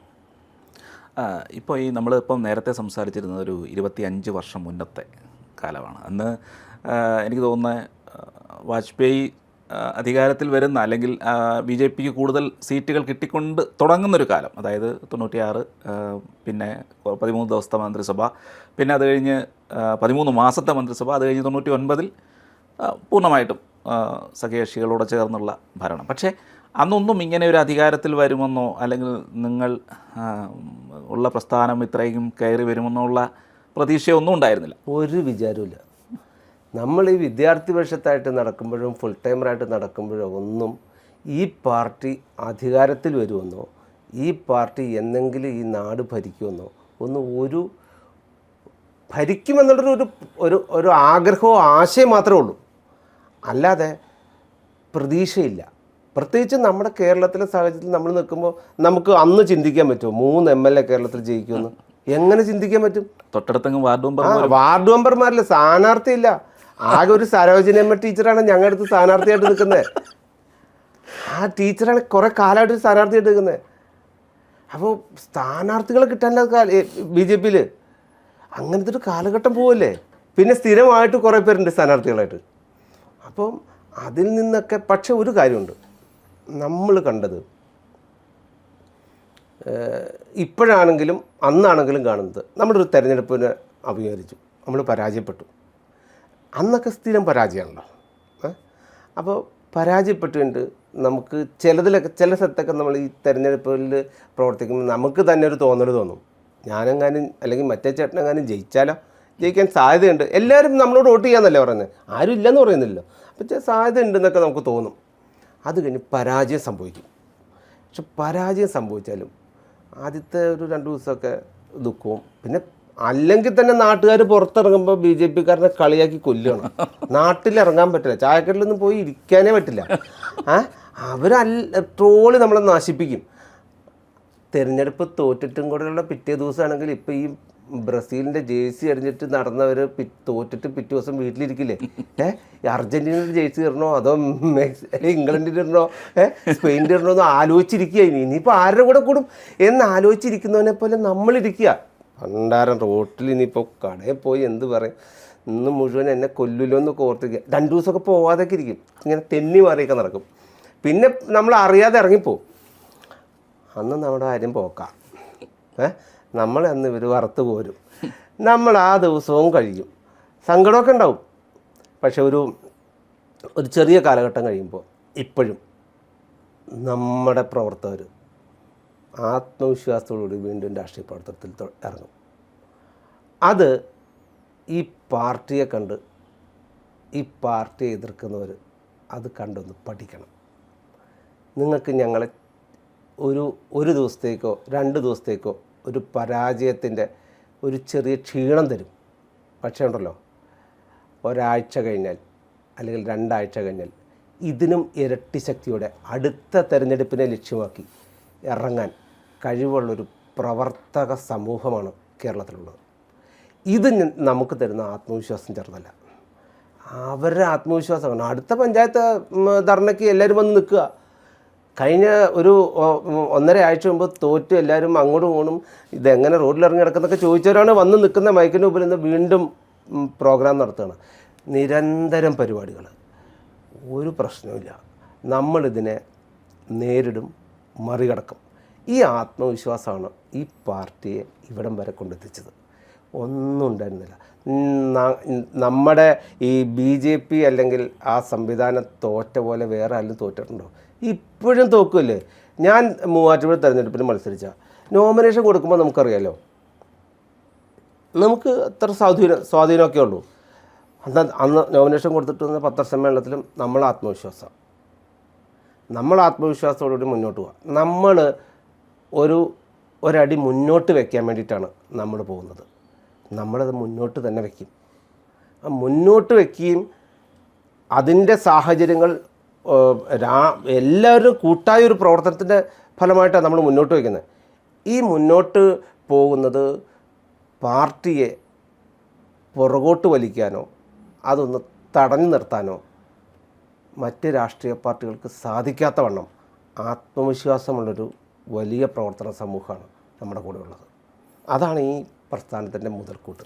ഈ ഒരു ഇപ്പോൾ വന്നുകൊണ്ടിരിക്കുന്ന വിജയങ്ങൾ അതൊക്കെ ഈ പ്രവർത്തക സമൂഹത്തിൻ്റെ ആത്മവിശ്വാസത്തിൻ്റെ ഭാഗമാണ്, അതിൻ്റെ ഭാഗമായിട്ടുണ്ടായതാണ്. ഇതിപ്പോൾ രണ്ടാമത്തെ എനിക്ക് തോന്നുന്ന ജനസംഘം ഉണ്ടായിരുന്ന കാലത്തെ തലമുറയുടെ ആളുകളൊക്കെ ഏകദേശം അവർ ഇപ്പം മൺമറഞ്ഞു. അത് കഴിഞ്ഞൊരു തലമുറയുടെ ജീവിതത്തിൻ്റെ അവസാന കാലഘട്ടത്തിൽ അപ്പോൾ നമ്മൾ കണ്ടത് ഒരു MLA, അത് കഴിഞ്ഞത് പോയി. അത് കഴിഞ്ഞുള്ള തലമുറ ഇത്. ഈ തലമുറയുടെ കാലഘട്ടത്തിൽ നമ്മൾ വളർന്നിട്ടുണ്ട്, നമ്മൾ തളർന്നിട്ടില്ല. ചെറിയ തളർച്ചകൾ ചില സമയത്തൊക്കെ നമുക്കുണ്ടായിട്ടുണ്ടെങ്കിലും പിന്നീട് നമ്മളിതൊക്കെ മേക്കപ്പ് ചെയ്തിട്ടുണ്ട്. ആ വളർച്ച ഇപ്പോഴും തുടർന്നുകൊണ്ടിരിക്കുക. ആ തലമുറ ഇങ്ങനെ മൂന്നാമത്തെ തലമുറയുടെ ഏതാണ്ട് ഒരു അവസാന കാലഘട്ടം കഴിഞ്ഞ് അടുത്ത തലമുറ വന്ന് ഏറ്റെടുത്തുക. ഈ 4ാമത്തെ തലമുറ വന്ന് 5ാമത്തെ തലമുറയെ എല്ലാ തലമുറയ്ക്കും കാത്തിരിക്കാൻ, പ്രതിപക്ഷത്തിരിക്കാനോ 2 സീറ്റ് കിട്ടാനോ ഒന്നും കിട്ടാതിരിക്കാനോ പറ്റില്ല. ഞങ്ങളെ സംബന്ധിച്ച് അടുത്ത തലമുറയ്ക്ക് ഞങ്ങളിവിടെ അധികാരത്തിലെത്തണം. അങ്ങനെ എല്ലാ തലമുറയും ദുഃഖിച്ചിരിക്കാൻ ഞങ്ങൾ ആഗ്രഹിക്കുന്നില്ല. അതിലൊക്കെ നമ്മൾ പലപ്പോഴും പഴയ ആളുകളുടെ അടുത്ത് നമ്മൾ പ്രവർത്തനമായിട്ട് ബന്ധപ്പെട്ട് സംസാരിച്ച് പോകണം. ഈ പലപ്പോഴും സംഘടനയുടെ ഒരു രീതി പറയും, നേതാക്കന്മാർ നമ്മളെ വിളിച്ച് അവരോടൊപ്പം യാത്ര ചെയ്യണം. യാത്ര ചെയ്യുമ്പോഴാണ് ജീവിതാനുഭവങ്ങളും എന്തിനു മുമ്പുണ്ടായ കാര്യങ്ങളും എല്ലാം നമുക്ക് പറഞ്ഞു തരും. ഇത് കിട്ടി ആണ് നമ്മൾ വളർന്നു വരുന്നത്. അതാണ് ഈ കോൺഫിഡൻസ് ഒരു കാലത്തും മാറാത്തത്. അതിങ്ങനെ നിലനിൽക്കും. ഇപ്പോൾ ഉണ്ടായി അടുത്ത സമയത്ത് പ്രത്യേകിച്ചും 2 ദിവസത്തിനകം ഉണ്ടായ ഒരു പ്രസ്താവന വളരെയധികം ചർച്ച ചെയ്യപ്പെടുന്നുണ്ട്. അതായത് അതൊരു രസകരമായൊരു പ്രസ്താവനയായിരുന്നു, ശരിയായൊരു പ്രസ്താവനയായിട്ട് എല്ലാവരും പരിഗണിക്കുന്ന ഒരു പ്രസ്താവനയും കൂടിയാണ്. അതായത് ഡെപ്പോസിറ്റ് UDF കൊടുത്തിട്ട് BJP പലിശ ചോദിക്കരുത് എന്നുള്ള അതൊരു ശക്തമായ പ്രസ്താവനയായിരുന്നു. എന്താണ്? അല്ല, അതിൻ്റെ അകത്തൊരു വലിയ സങ്കടം കൂടി ഉണ്ട്. അതിൻ്റെ കാരണം എന്ന് വെച്ചാൽ ഞാൻ കേരളത്തിൽ ന്യൂനപക്ഷ മോർച്ചയുടെ പ്രസിഡൻ്റായത് കുമ്മനം രാജേട്ടൻ പ്രസിഡൻ്റാകുമ്പോഴാണ്. അത് കഴിഞ്ഞ് ഈ ഔട്ട്റീച്ച് പ്രോഗ്രാം അന്ന് മുതലേ നന്നായിട്ട് നടക്കുന്നുണ്ട്. കേരളത്തിലെ എല്ലാ മതമേലധ്യക്ഷന്മാരെയും ആദ്യം ഞാൻ നേരിട്ട് പോയി കണ്ട് നമുക്ക് ഒരുമിച്ച് പോകണം, സഹകരിക്കാവുന്ന മേഖലയിൽ സഹകരിക്കണം, ഇങ്ങനൊരു യാത്ര നടത്തി. പാസ്സാവോ സാച്ചലെ. ആ യാത്രയ്ക്ക് ശേഷം കേരളത്തിലെ ഉദ്യോഗസ്ഥന്മാർ, റിട്ടയർഡ് ആയിട്ടുള്ള ഉദ്യോഗസ്ഥന്മാർ, നിലവിലെ പ്രമുഖരായിട്ടുള്ള വ്യക്തികൾ, സാഹിത്യകാരന്മാർ, ബിസിനസ്സുകാർ, ഇവരെ ശ്രീധരൻപിള്ള സാർ ഇരിക്കുമ്പോൾ, ശ്രീധരൻപിള്ള സാർ അന്ന് തെരഞ്ഞെടുപ്പിൽ മത്സരിക്കുക ചെങ്ങന്നൂർ, ആ സമയത്ത് യാത്ര നടക്കുക. എൻ്റെ ഇടയിൽ തെരഞ്ഞെടുപ്പുമായിട്ട് ബന്ധപ്പെട്ട് തിരിച്ചവിടെ ചെല്ലുന്നുണ്ട്. അപ്പോൾ ഈ മേഖലയിൽപ്പെട്ട ആളുകളെ മുഴുവൻ കേരളം മുഴുവൻ പോയി നടന്ന് കണ്ടു. ജമാഅത്ത് ഇസ്ലാമിക്കാരെ വരെ അന്ന് പോയി കണ്ടിട്ടുണ്ട്. അത് കഴിഞ്ഞ് ഈ കെ സുരേന്ദ്രേട്ടൻ പ്രസിഡൻ്റ് ആകുന്ന സമയത്ത് വീണ്ടും ഞാൻ ന്യൂനപക്ഷ മോർച്ചയുടെ പ്രസിഡൻ്റ് ആവുകയാണ്. ന്യൂനപക്ഷ മോർച്ചയുടെ പ്രസിഡൻ്റ് ആകുന്ന സമയത്ത് തെരഞ്ഞെടുപ്പുമായി ബന്ധപ്പെട്ട് ഫീൽ ഗുഡ് എന്ന് പറഞ്ഞൊരു യാത്ര നടത്തി. ആ യാത്രയിൽ ഞാൻ ഏതാണ്ട് 172 പള്ളികളിൽ പോയി.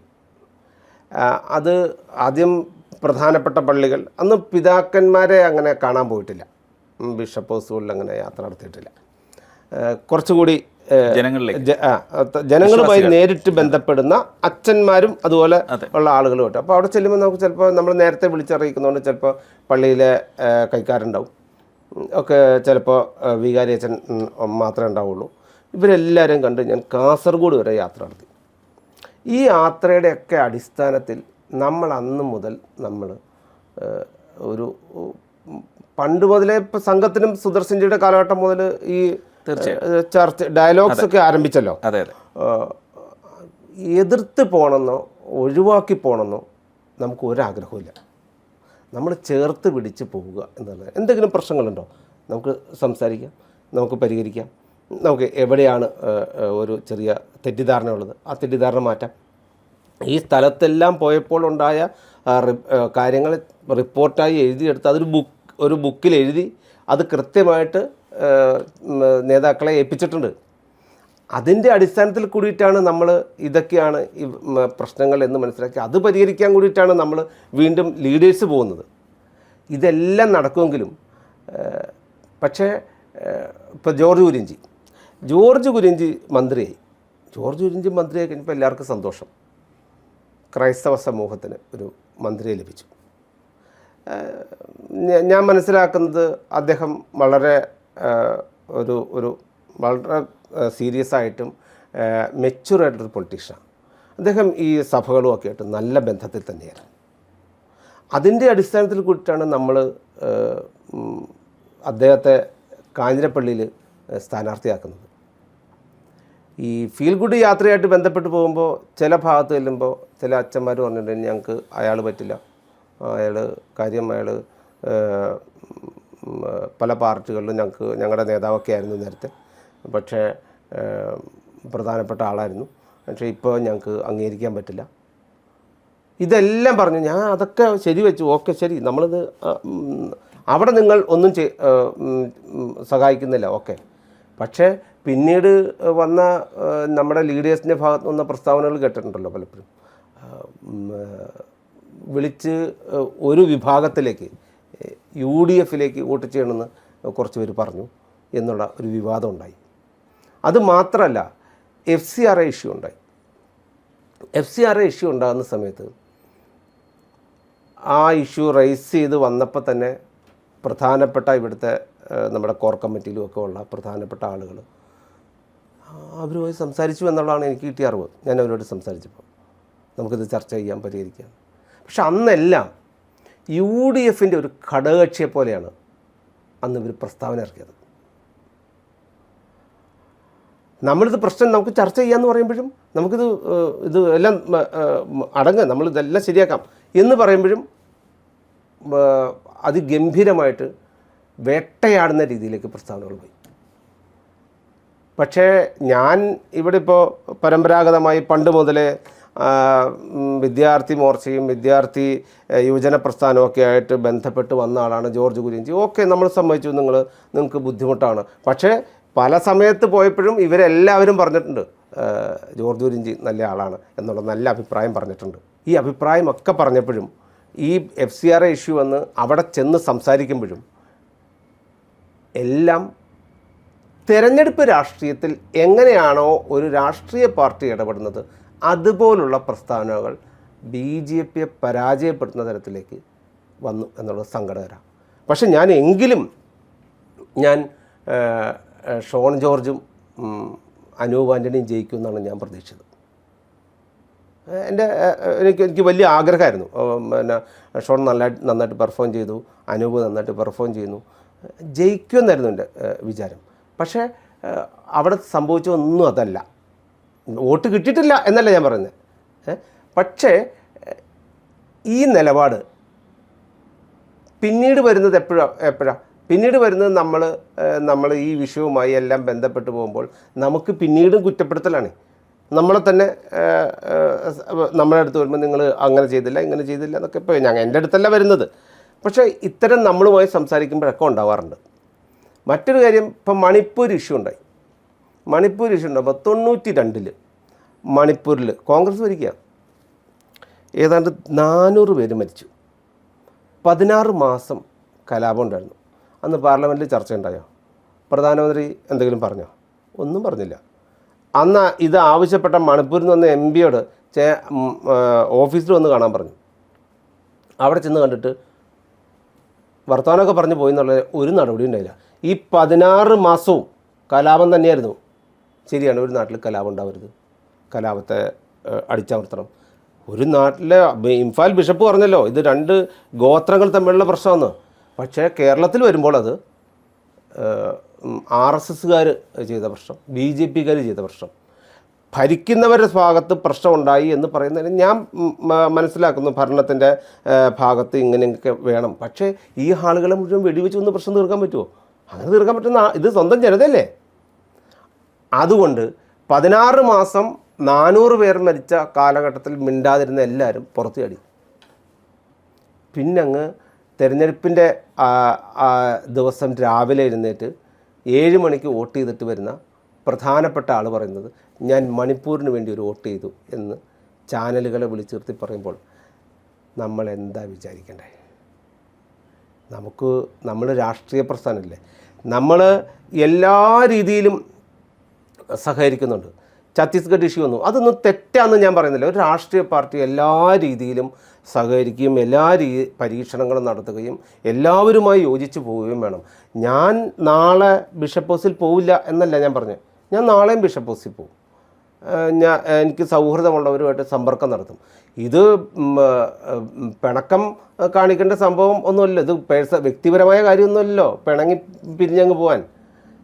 ഇത് ഡൈവോഴ്സ് ഒന്നുമല്ലല്ലോ, ഇത് പൊളിറ്റിക്സ് അല്ലേ, ജനകീയ പ്രസ്ഥാനമാണ്. അപ്പോൾ ആളുകളോട് സമീപിക്കണം, ഇനിയും കാണാൻ പോകണം, നമ്മളിതെല്ലാം പറയണം, അവരോട് വൈരാഗ്യം ഉണ്ടാവരുത്. ഇതിങ്ങനെ സഹകരിച്ചാണ് നമ്മൾ പോകേണ്ടത്. അപ്പോൾ എന്തെങ്കിലും ഇഷ്യൂ ഉണ്ടോ ഇനിയും പോവാം, എന്തെങ്കിലും ഇഷ്യൂ ഉണ്ടോ നമ്മളോട് സംസാരിക്കാം, നമ്മുടെ നേതൃത്വത്തോട് സംസാരിക്കാം. അങ്ങനെ നമുക്ക് യോജിച്ച് പോകാവുന്ന ഒരു മേഖലയാണ് ഈ പൊതുജീവിതം എന്ന് പറയുന്നത്. അവിടെ ഞാൻ എല്ലാവരും കുറ്റം പറയുന്നില്ല. ഒരു ചെറിയ ശതമാനം ആളുകൾ പാരമ്പര്യമായിട്ട് അവർ ചിലപ്പോൾ കോൺഗ്രസോ കേരള കോൺഗ്രസോ ഒക്കെ ആയിരുന്നത് കൊണ്ടാവാം അവർക്ക് ഈ ആവേശം നിലനിൽക്കുന്നത്. പക്ഷേ ഞങ്ങളൊരു രാഷ്ട്രീയ പ്രസ്ഥാനമല്ലേ, ഞങ്ങൾ ഒരു രാഷ്ട്രീയ പ്രസ്ഥാനമാണ്. അതുകൊണ്ട് ഞങ്ങൾക്ക് നിർണായകമായി വരുന്ന സമയത്തെല്ലാം ഞങ്ങൾക്ക് പണിയിട്ടു. തെരഞ്ഞെടുപ്പാണ് ഒരു രാഷ്ട്രീയ പാർട്ടിയുടെ നിർണായകമായ സമയം. ആ സമയത്ത് നമ്മൾ എതിർക്കും, അല്ലാത്ത സമയത്ത് സ്നേഹിച്ചിട്ടെന്താ കാര്യം? എന്നാൽ ഞങ്ങൾ ഏതെങ്കിലും പ്രശ്നങ്ങളിൽ മുഖം തിരിഞ്ഞു നിന്നിട്ടുണ്ടോ? പാല പിതാവിന് ഇഷ്യൂ ഉണ്ടായ സമയത്ത് പാർട്ടി മാറിയെന്നോ? ഇല്ല. ഇനി നിർമ്മല കോളേജിൽ അടുത്ത വെള്ളിയാഴ്ച കൂട്ട നമസ്കാരം നടത്തും എന്നിപ്പോൾ വെല്ലുവിളിച്ചിട്ട് തീവ്രവാദികൾ വെല്ലുവിളിച്ചിട്ട് നിൽക്കുന്ന സമയത്ത് അവിടുത്തെ അച്ഛനോട് ചോദിച്ചാൽ അറിയാം. അച്ഛനുമായിട്ട് ഞങ്ങൾ അന്ന് ബന്ധപ്പെട്ടതാണ്. അച്ഛനെല്ലാവരെയും വിളിച്ചിട്ടുമുള്ളതാണ്, എല്ലാവരുമായിട്ട് സംസാരിച്ചിട്ടുമുള്ളതാണ്. പക്ഷേ കെ സുരേന്ദ്രൻ ഒരു പ്രസ്താവന ഇറക്കിയതിൻ്റെ 10 മിനിറ്റ് കഴിഞ്ഞപ്പോൾ മുസ്ലിം യൂത്ത് ലീഗ് പറഞ്ഞു ഇത് ഒറ്റപ്പെട്ട സംഭവമാണ്, ഇതിൽ ഞങ്ങൾക്ക് ആർക്കും പിന്തുണയില്ല. അങ്ങനെയാണ് ഇഷ്യൂ അവിടെ അവസാനിക്കുന്നത്. നമ്മൾ ഇടപെടേണ്ട സമയത്തെല്ലാം ഇടപെട്ടിട്ടുണ്ട്. ഇത് തിരിച്ചറിയാതെ നമുക്കൊരു തിരിച്ചറിവില്ലാത്തതുകൊണ്ടോ ഒന്നുമല്ല, നമുക്ക് ഒരുമിച്ച് പോകേണ്ടതാണ്. ഈ ബഹുസ്വരതയെ ഒരുമിച്ച് ചേർത്ത് നരേന്ദ്രമോദി ഇപ്പോൾ കൊണ്ടുപോകുന്ന പോലെ എല്ലാവർക്കും വേണ്ടിയിട്ടുള്ള ഭരണമാണ് നടക്കുന്നത്. അതിനോടൊപ്പം ഞങ്ങളോടൊപ്പം അണിചേരണം എന്നാണ് ഞങ്ങളുടെ അഭ്യർത്ഥന. ഇനി അണിചേരാൻ പറ്റില്ലേ, നിങ്ങളൊരു എതിർകക്ഷിയെപ്പോലെ എതിർ മുന്നണിയുടെ ഘടകകക്ഷിയെപ്പോലെ ഞങ്ങളോട് പെരുമാറിയാൽ ഞങ്ങൾ രാഷ്ട്രീയമായി ചില അഭിപ്രായങ്ങൾ പറയും. അത് ഭീഷണിയൊന്നുമല്ല, അഭിപ്രായം മാത്രമാണ്. ഇപ്പോൾ ഈ ഒരു പ്രസ്താവന വന്നല്ലോ. അപ്പോൾ ഈ കേരളത്തിൻ്റെ ഒരു ഇന്നത്തെ ഒരു സാഹചര്യം, BJPയുടെ ഭാവി രാഷ്ട്രീയം, ഇതുമായി ബന്ധപ്പെട്ട് ഈ ഒരു പ്രസ്താവനയും ഇനിയുള്ള കാലത്തെ രാഷ്ട്രീയവും തമ്മിൽ എന്താണ് പ്രതീക്ഷിക്കുന്നത്, എങ്ങനെയാണ് മുന്നോട്ട് പോകാൻ ഉദ്ദേശിക്കുന്നത്? അല്ല, ഈ പ്രസ്താവന കൊണ്ട് പ്രത്യേകിച്ച് വലിയ ഒന്നുമല്ല.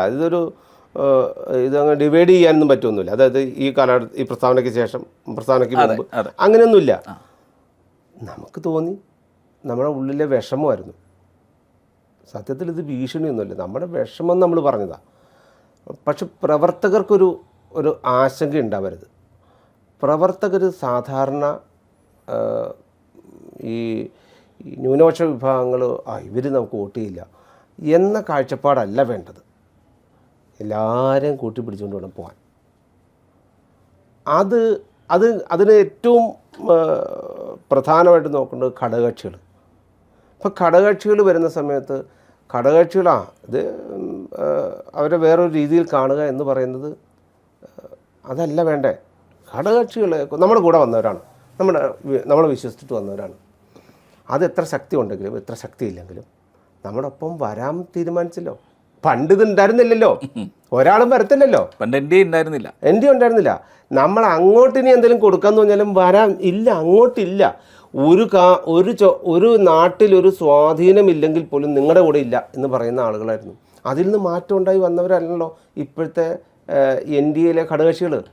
നമ്മളവർ മാനിക്കണം, നമ്മളോടൊപ്പം വന്നവരാണ്.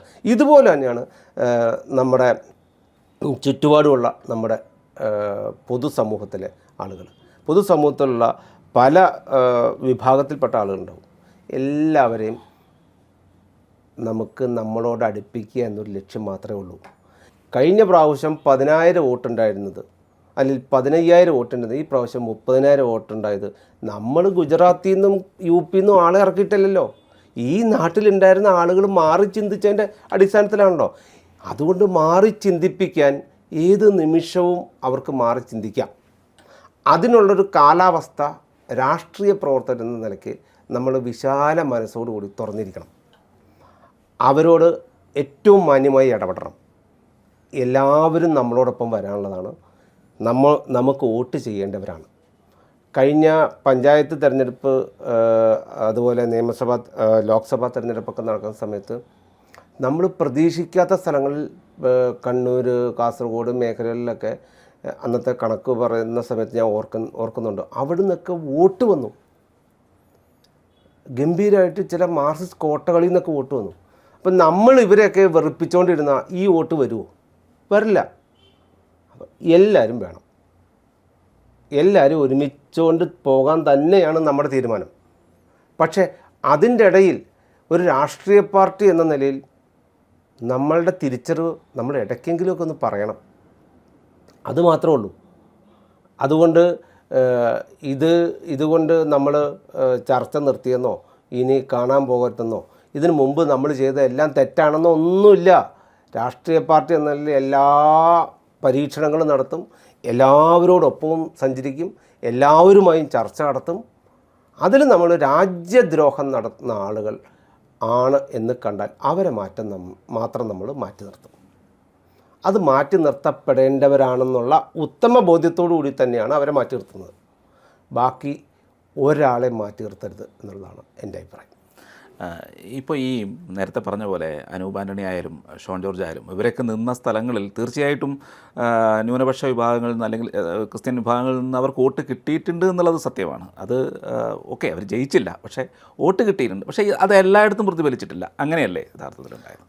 എല്ലായിടത്തും മാത്രമല്ല, വോട്ട് കിട്ടിയിട്ടില്ല എന്ന് ഞാൻ പറയുന്നില്ല. ന്യൂനപക്ഷ സമൂഹത്തിൻ്റെ, അതാണ് ഞാൻ പറഞ്ഞത്, വിശ്വാസികളുടെ വോട്ട് നമുക്ക്, പിന്തുണ നമുക്ക് കിട്ടിയിട്ടുണ്ട്. അതെ. അതേസമയം ഒരു കാര്യമുണ്ട്, ഒരു ഭൂരിപക്ഷ സമൂഹത്തിൻ്റെ വലിയൊരു ഏകീകരണം നടന്നിട്ടുണ്ട് അവിടെ, ഈ പറയുന്ന എല്ലായിടത്തും. അതെ. ആ ഏകീകരണം മുമ്പെങ്ങും ഇല്ലാത്ത വണ്ണമുള്ള ഏകീകരണമായിരുന്നു. ഈ നായാടി മുതൽ നമ്പൂതിരി വരെ എന്നുള്ളതിന് മാർച്ചുണ്ടല്ലോ, ആ യാത്രയുടെയൊക്കെ ഫലമായിട്ടുണ്ടായ, ആ കാലഘട്ടത്തിലുണ്ടായ ഒരു വലിയ യോജിപ്പുണ്ടല്ലോ, ഒരു മുന്നേറ്റം. ആ മുന്നേറ്റത്തോട് സമാനമായ മുന്നേറ്റമായിരുന്നു ഈ തിരഞ്ഞെടുപ്പിലുണ്ടായത്. എന്നാൽ സാധാരണക്കാരായിട്ടുള്ള ആളുകൾ, വിശ്വാസികളായിട്ടുള്ള ആളുകൾ, അൽമായരായിട്ടുള്ള ആളുകൾ നമുക്ക് ഈ പ്രാവശ്യം ഈ പറയുന്ന സ്ഥലങ്ങളിലൊക്കെ വോട്ട് ചെയ്തിട്ടുണ്ട്. ഇല്ലെന്ന് ഞാൻ നിഷേധിക്കുന്നില്ല. പക്ഷേ അതിൽ ചില സ്ഥലങ്ങളിൽ അൽമായരുടെ വലിയ പിന്തുണയും, മറ്റു ചില സ്ഥലങ്ങളിലുള്ളത് കാലങ്ങളായിട്ട് അവരവിടെ നിന്ന് പ്രവർത്തിച്ച് പല ചുമതലകളിലും പല അധികാര കേന്ദ്രങ്ങളിലും ഇരുന്ന് പ്രവർത്തിച്ചതിൻ്റെ അടിസ്ഥാനത്തിൽ നാട്ടുകാർക്ക് ഒരുപാട് എല്ലാ വീടുകളിലും പരിചിതവും ഉപകാരങ്ങൾ ചെയ്തിട്ടുള്ളതിൻ്റെ അടിസ്ഥാനത്തിലും കുറേ വോട്ട് വന്നിട്ടുണ്ട്. അത് മുഴുവൻ ഈ വോട്ടായിട്ട് കാണരുത്. അതെ, തീർച്ചയാണ്, ശരിയാണ്. ഈ വോട്ടാണ് ആ വോട്ടെന്ന് കാണുന്നത്. അതുകൊണ്ട് വന്നല്ല, അവർ മറ്റൊരു രാഷ്ട്രീയ പാർട്ടിയിലോ മറ്റൊരു അധികാര കേന്ദ്രത്തിലോ ഇരിക്കുന്ന കാലഘട്ടത്തിൽ ജനങ്ങൾക്ക് ഉപകാരം ചെയ്തിട്ടുണ്ട്. അവർ മറക്കില്ല. അതാണ് അവിടുത്തെ വോട്ടെന്ന് പറയുന്നത്. അപ്പോൾ അതിനെ മുഴുവൻ ഇതിൻ്റെ അകത്ത് കൊണ്ടുവന്ന് നിങ്ങൾക്ക് ചെയ്തില്ലേ എന്നൊന്നും പറയണ്ട. അപ്പോൾ ഇനിയിപ്പോൾ ഉള്ളൊരു ഇനിയിപ്പോൾ അടുത്ത ഇലക്ഷൻ 2029 BJPയെ സംബന്ധിച്ചിടത്തോളം 2029, 30, 31 ഇനി ഒരുമിച്ചാണ് ഇലക്ഷനെങ്കിൽ 2029 2 ഇലക്ഷനും ഒരുമിച്ചുണ്ടാവും. അപ്പോൾ എന്താണ് പാർട്ടിയുടെ സ്ട്രാറ്റജി? എങ്ങനെയാണ് നേരത്തെ പറഞ്ഞ പോലെ തന്നെ? അല്ല, പാർട്ടിയുടെ സ്ട്രാറ്റജി ഒന്നും നമ്മളെപ്പോലുള്ളൊരു ഇവരിരുന്ന് തീരുമാനിക്കുന്നതല്ല. പക്ഷെ പിന്നെ അതൊക്കെ തിരഞ്ഞെടുപ്പ് വരുമ്പോഴാണ്. എല്ലാ സ്ട്രാറ്റജിയും നമ്മൾ നേരത്തെ ആലോചിച്ചിട്ടുള്ള സ്ട്രാറ്റജി അല്ല. തിരഞ്ഞെടുപ്പ് വരുമ്പോൾ ഒരു സ്ട്രാറ്റജി വേറെയാണ്. അതിന് ദേശീയ നേതൃത്വത്തിൻ്റെയൊക്കെ വലിയ ഉപദേശം ഉണ്ടാവും. ആ ഉപദേശത്തിൻ്റെ അടിസ്ഥാനത്തിലൊക്കെയാണ് ഇത് മുന്നോട്ട് പോകുന്നത്. പക്ഷെ ഒരു കാര്യം ഞാൻ പറയാം, മുന്നണി സംവിധാനം ഇതുപോലെ തുടർന്ന് പോകില്ല. കേരളത്തിൽ വലിയ മാറ്റം ഉണ്ടാവും. കേരളത്തിൽ മാറ്റം ഉണ്ടാവാൻ പോകുന്ന കാലഘട്ടത്തിൽ ആകെ ഞങ്ങളാണ് കുറച്ച് ശ്രദ്ധിക്കേണ്ടത്. ഞങ്ങൾ കുറച്ച് ഞങ്ങളുടെ മനസ്സിൻ്റെ വാതിൽ കുറച്ചുകൂടെ ഞങ്ങൾ വിശാലമാക്കിയിടും.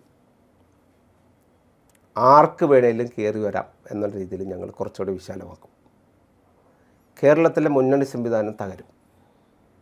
ഈ പറയുന്ന പോലെ എല്ലാ കാലത്തും പറ്റിച്ചും അല്ലെങ്കിൽ കള്ളം പറഞ്ഞും ഒന്നും BJPയെ അകറ്റി നിർത്താൻ പറ്റില്ല. ആ കാലം കഴിഞ്ഞു.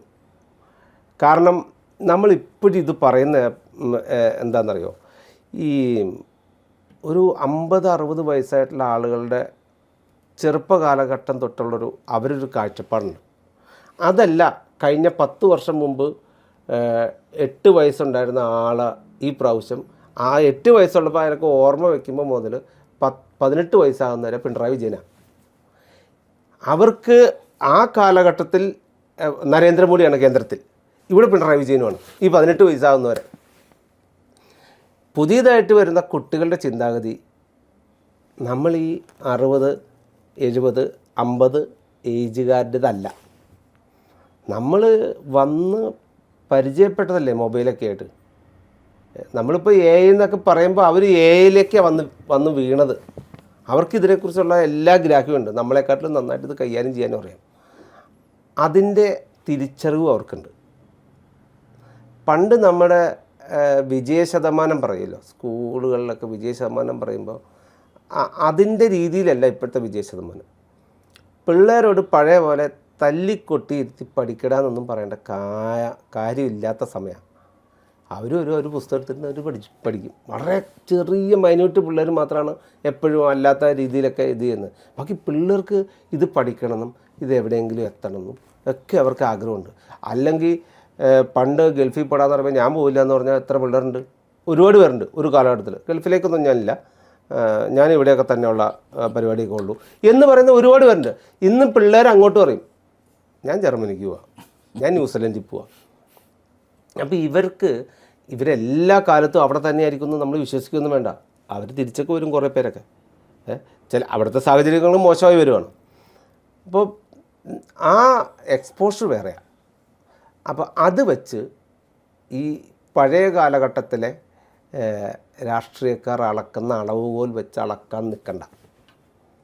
ചേഞ്ച് ഉണ്ടാവും, വലിയ ചേഞ്ച് ഉണ്ടാവും. പുതിയ തലമുറ വരുന്തോറും അവർ നമ്മൾ ഈ പറയുന്ന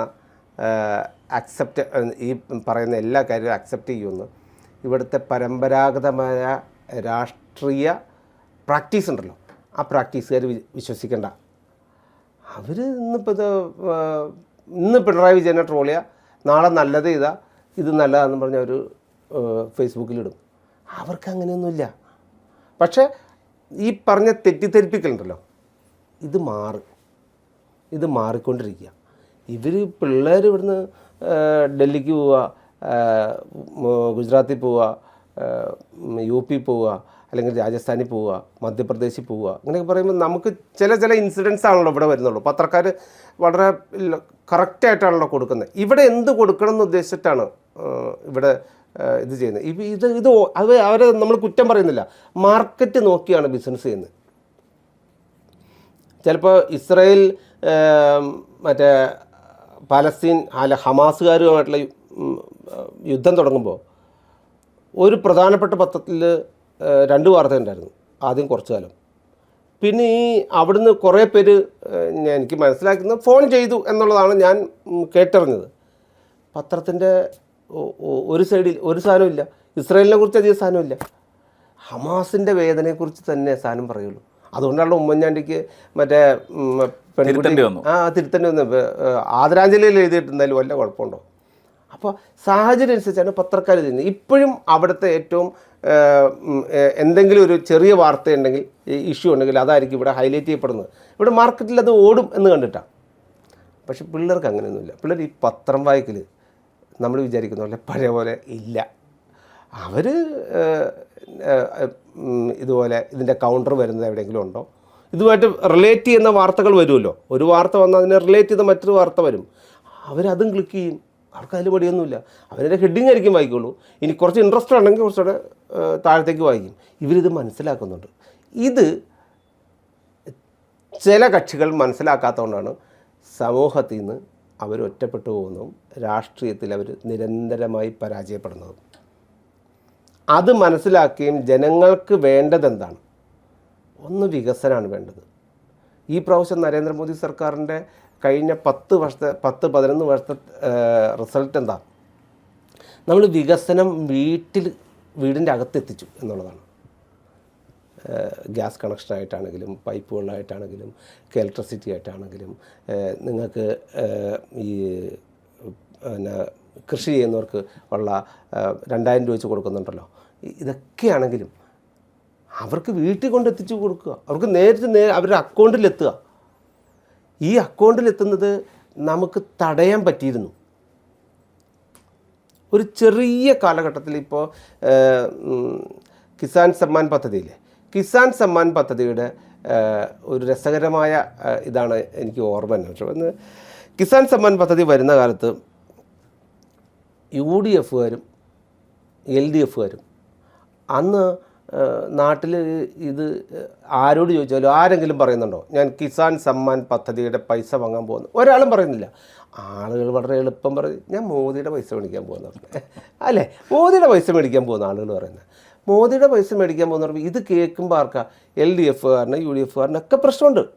അവർ മോദിയുടെ പൈസ മേടിക്കണ്ട, കാരണം ഈ കേന്ദ്ര സർക്കാരൊക്കെ തരുന്ന പൈസയ്ക്കൊരു പ്രശ്നമുണ്ട്. നിങ്ങളുടെ സർവേ നമ്പർ അവിടെ കൊടുക്കണം. ഈ സർവേ നമ്പർ കൊടുത്തു കഴിഞ്ഞിട്ട് പലപ്പോഴായിട്ട് പൈസ തരും. ഇതെല്ലാം കൂടെ ഒന്നിച്ചൊരു ദിവസം ഒരു തിരിച്ചു ചോദിക്കലുണ്ട്. അന്ന് തിരിച്ചു ചോദിച്ചിട്ട് നിങ്ങൾക്ക് അടയ്ക്കാൻ പറ്റില്ലെങ്കിൽ ഈ വീടും പറമ്പൊക്കെ ജപ്തി ആയിപ്പോകും എന്ന് ഈ പാർട്ടിക്കാർ നാട്ടിൽ പറഞ്ഞിട്ടുണ്ടായിരുന്നു. ആളുകളൊന്ന് പേടിച്ചു, നാട്ടിൻ പ്രദേശത്ത് ആളുകൾ പേടിച്ചു. പക്ഷേ ഈ മലയാളിക്ക് എപ്പോഴും ഒരു സ്വഭാവം ഉണ്ടല്ലോ, ഈ കറണ്ട് പോയാൽ അപ്പുറത്തെ വീട്ടിൽ പോയെന്ന് നോക്കുമല്ലോ. ആദ്യം അപ്പുറത്തെ വീട്ടിൽ പോയാൽ അവനൊരു കുഴപ്പമില്ല, എന്നാൽ പിന്നെ നീ മറ്റേ എമർജൻസി എടുത്തോ, കത്തിച്ചോ, ചോറ് വിളമ്പിക്കോ, അപ്പം തന്നെ നമുക്ക് കിടക്കാം എന്നാ പറയുന്നത്. മലയാളി അപ്പുറത്തെ ചേട്ടൻ പോകുന്നുണ്ട്, ഇപ്പുറത്തെ ചേട്ടനും പോകുന്നുണ്ട്. അപ്പം പോകുമ്പോൾ അവൻ്റെ വീടും പോകും, എൻ്റെ വീടും പോകും. മനസ്സിലായില്ലേ? ഒരുമിച്ച് റോഡിൽ കിടക്കാം, കുഴപ്പമില്ല, അതിനവന് കുഴപ്പമില്ല. ഫീലിംഗ് മുഴുവൻ അയലൊക്കം നോക്കിയിട്ടാണല്ലോ ചെയ്യുന്നത്. മലയാളി എന്ത് ചെയ്ത് നേരെ പോയി, എന്നാലും കുഴപ്പമില്ല, കിട്ടുന്ന 2000 ആദ്യം മേടിക്കാമെന്ന് വെച്ച് ഇവർ പോയി മേടിച്ചു, എല്ലാവരും മേടിച്ചു. ഇത് പോയി മേടിച്ചതിന് ശേഷം ഏറ്റവും അവസാനം പോയ ആളുകളാണ് ഈ നാട്ടിലെ LDFകാർ, UDFകാർ.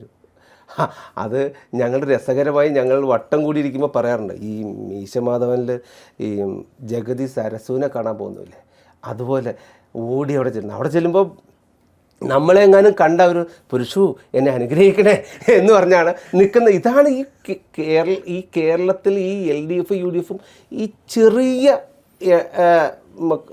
രീതിയിൽ ചെറിയ മനസ്സോടുകൂടി ഇടപെടുകയും അതിനു വേണ്ടി അവരങ്ങ് ഇപ്പം ഞാനിതങ്ങ് പറഞ്ഞാൽ ഇപ്പം അങ്ങ് ശരിയാവുന്ന വിചാരം, അങ്ങനെയൊന്നും ശരിയാവില്ല. ആ കാലമൊക്കെ പോയി. ഇപ്പോൾ അവർ പറയണം അങ്ങനെ ജപ്തി ചെയ്യുന്നു പറഞ്ഞാൽ വീട്ടിലെ പിള്ളേർ സമ്മതിക്കുമോ? ഒന്നും മിണ്ടാരി അച്ഛാ, വെറുതെ അങ്ങനെ ജപ്തി ചെയ്യണേ, ഇതങ്ങനെയുള്ളതല്ല. അവർ നെറ്റെടുത്ത് നോക്കും. ഇത് മറ്റേത് ഒരു രാഷ്ട്രീയ നേതാവ് പറയുന്നതാണ് ആ നാട്ടിലെ വാക്ക്, അതാണ് വിശ്വസിക്കുന്നത്. ഇന്ന് അങ്ങനെയല്ല. ഇന്ന് മക്കൾ മൊബൈലെടുത്ത് നോക്കിയിട്ട് ഇതെന്താന്ന് നോക്കും, ഇത് ഇന്നതാണ്, ഒരു കുഴപ്പമില്ല, പോയി മേടിച്ചു എന്ന് പറയും. ഇതാണ് സ്ഥിതി. അപ്പോൾ ഇത് തിരിച്ചറിയാൻ രാഷ്ട്രീയ പാർട്ടികൾക്ക് മനസ്സിലാകാത്തതുകൊണ്ടാണ് അവർ ഈ നാട്ടിൽ നാട് ഭരിക്കുന്നവർക്ക് ലോക്സഭാ തെരഞ്ഞെടുപ്പിൽ ഒരു സീറ്റും ഈ നാട്ടിൽ രക്ഷപ്പെടില്ല എന്ന് പറഞ്ഞാൽ BJPക്ക് ഒരു സീറ്റ് കിട്ടിയത്. ഞങ്ങൾക്ക് 2 പേർക്കും ഓരോ സീറ്റാണ് കിട്ടിയത്. അപ്പോൾ വേറൊരു പ്രശ്നമുള്ളത്, അവർക്ക് ഒരു സീറ്റ് കിട്ടിയത് വലിയ തോൽവിയും ഞങ്ങൾക്ക് ഒരു സീറ്റ് കിട്ടിയത് വലിയ വിജയമാണ്. അതിലൊരു പ്രത്യേകതയുണ്ട്, 1-1 അതുകൊണ്ട് തിരിച്ചറിവോടുകൂടി തന്നെ വേണം ഈ പുതിയ കാലത്തെ രാഷ്ട്രീയത്തെ വീക്ഷിക്കാനും അതിനോടൊപ്പം യാത്ര ചെയ്യാനും. ആ തിരിച്ചറിവ് നമുക്കുണ്ടായാൽ നമുക്ക് രാഷ്ട്രീയപരമായി നമുക്ക് മുന്നേറാം. ജനങ്ങളെ ബോധ്യപ്പെടുത്തി മാത്രമേ ഒരാൾക്ക് മുന്നേറാൻ പറ്റുള്ളൂ, അല്ലാതെ ഒരാൾക്ക് മുന്നേറാൻ പറ്റില്ല. മറ്റൊരു കാര്യം കൂടെ, നമ്മൾ ഇനിയിപ്പോൾ ഇവിടെ നിൽക്കുന്ന ഒരാൾ അങ്ങ് കാസർഗോഡ് പോയി മത്സരിച്ചു വന്നിരിക്കട്ടെ, കാസർഗോഡ് പോയി മത്സരിച്ചാലും നിങ്ങൾ സ്ഥാനാർത്ഥിയായി ഡിക്ലെയർ ചെയ്യുന്ന അന്ന് അവിടുത്തെ ഏറ്റവും റിമോട്ടായിട്ടുള്ള ഏരിയയിലെ ചായക്കടയിലിരുന്ന് നിങ്ങൾ ആരാണ് എന്നുള്ളത് ചർച്ച ചെയ്യും. അതിനുള്ള ഫെസിലിറ്റി ഇവിടെയുണ്ട്. അപ്പോൾ അവിടെ ചെന്നിട്ട് നിങ്ങളെ വേറെ രീതിയിൽ പരിചയപ്പെടുത്തണ്ട, നിങ്ങളെന്താണോ നിങ്ങളെ അറിയാം. അതുകൊണ്ട് ഈ മൂടുപടങ്ങളും പഴയ പോലത്തുള്ള തിരക്ക് ജാടകളും ഒന്നും വിലപ്പോവില്ല. പണ്ട് നമുക്കറിയാലോ, കോളേജിൽ പഠിക്കുന്ന കാലത്ത് KSUക്കാരൻ്റെ ഖദർ എപ്പോഴും കീറിയിരിക്കുള്ളൂ. ഇപ്പോൾ അവൻ ആ പണിയൊക്കെ മാറ്റി, യൂത്ത് കോൺഗ്രസ് തന്നെ പണിയൊക്കെ മാറ്റി. അങ്ങനെ കീറിയിട്ട് പിന്നെ തേച്ചുകൊണ്ടൊക്കെ ഇടുന്നത്, വേറെ പണിയില്ലടേ, ഈ ഷർട്ടൊന്നും മാറ്റിക്കൊണ്ട് വേടേന്ന് ചുമ്മാ കൂളായിട്ട് പറയും. പിള്ളേർ കളിയാക്കും, നാട്ടുകാർ കളിയാക്കും, റോഡിലേക്ക് കിടക്കാൻ പറ്റില്ല. അതുകൊണ്ടാണ് ശൈലി മാറ്റുക എന്ന് പറയുന്നത്. അതിന് ഏറ്റവും അടിസ്ഥാനപരമായി വേണ്ടത് പൊതുസമൂഹം എന്താണ്, പൊതുസമൂഹം എങ്ങനെയാണ് ചിന്തിക്കുന്നത്, പൊതുസമൂഹത്തോടൊപ്പം നമ്മൾ എങ്ങനെ യാത്ര ചെയ്യണമെന്ന് ഒരു രാഷ്ട്രീയക്കാരൻ തിരിച്ചറിയണം. പക്ഷേ എപ്പോഴും കീഴ്പ്പെട്ട് നിൽക്കുകയല്ല, നമുക്ക് പറയാനുള്ളത് നമ്മൾ തുറന്ന് പറയുകയും വേണം.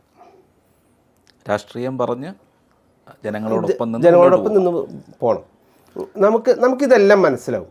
കാരണം എന്താണെന്ന് വെച്ച് കഴിഞ്ഞാൽ, ഞാൻ ഒരു തവണ കഴിഞ്ഞ ലോക്സഭാ തെരഞ്ഞെടുപ്പിൻ്റെ റിപ്പോർട്ട് പറഞ്ഞ സമയത്തൊരു അനുഭവം പറഞ്ഞു കേട്ടായിരുന്നു.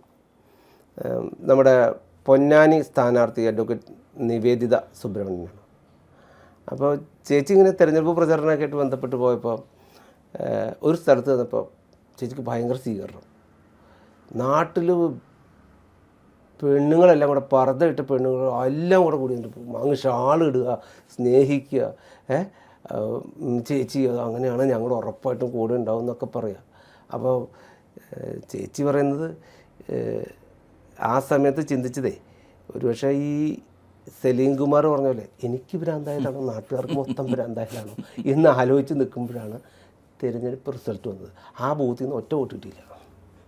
ഇതും നമ്മൾ തിരിച്ചറിയണം. അതെ, മനസ്സിലായോ? രാഷ്ട്രീയ പ്രവർത്തനമാണല്ലോ, നമ്മൾ ഇതെല്ലാം തിരിച്ചറിയണം. തീർച്ചയായിട്ടും ഇതും കൂടി അറിഞ്ഞിട്ട് വേണം നമ്മൾ നമ്മുടെ അടുത്ത് വരുന്നവരെ, നമ്മുടെ അടുത്ത് നമ്മളിപ്പോൾ ആരെ കാണാൻ പോകുന്നോ നമ്മളിതെല്ലാം മനസ്സിലാക്കണം. ഇതൊന്നും വൈരാഗ്യ ബുദ്ധിയുടെ ഭാഗമല്ല. നാളെ ഈ വോട്ടെല്ലാം നമുക്ക് വരും. ഇവരെല്ലാം നമ്മുടേതാണ്. ഈ വോട്ടെല്ലാം നാളെ 10,000 വോട്ട് BJPക്ക് കൂടുന്നുണ്ടെങ്കിൽ എങ്ങൊന്നും കൊണ്ടുവന്നല്ല, ഇവിടെ തന്നെയുള്ള വോട്ടാണ്. അത് ചേഞ്ച് വരുന്നതാണ്. ആ ചേഞ്ച് മാറാത്തതെല്ലാം ഉറപ്പായിട്ട് മാറും. എന്തായാലും കേരളത്തിൻ്റെ ഒരു രാഷ്ട്രീയ സാഹചര്യത്തിൽ ഇപ്പോൾ താങ്കൾ പറഞ്ഞ പോലെ മാറ്റങ്ങൾ ഉണ്ടാകട്ടെ. താങ്കളുടെ രാഷ്ട്രീയ പാർട്ടിക്ക് അതിൻ്റെ 3 MLA-മാരുണ്ട്. ഇനി ഭാവിയിൽ ഭരണത്തിലേക്കും അല്ലെങ്കിൽ കൂടുതൽ ഭരണ സംവിധാനത്തിൻ്റെ ഭാഗമാകാനുമൊക്കെയുള്ള ഇതുണ്ടാകട്ടെ എന്ന് ആശംസിക്കുന്നു. നമസ്കാരം. Thank you.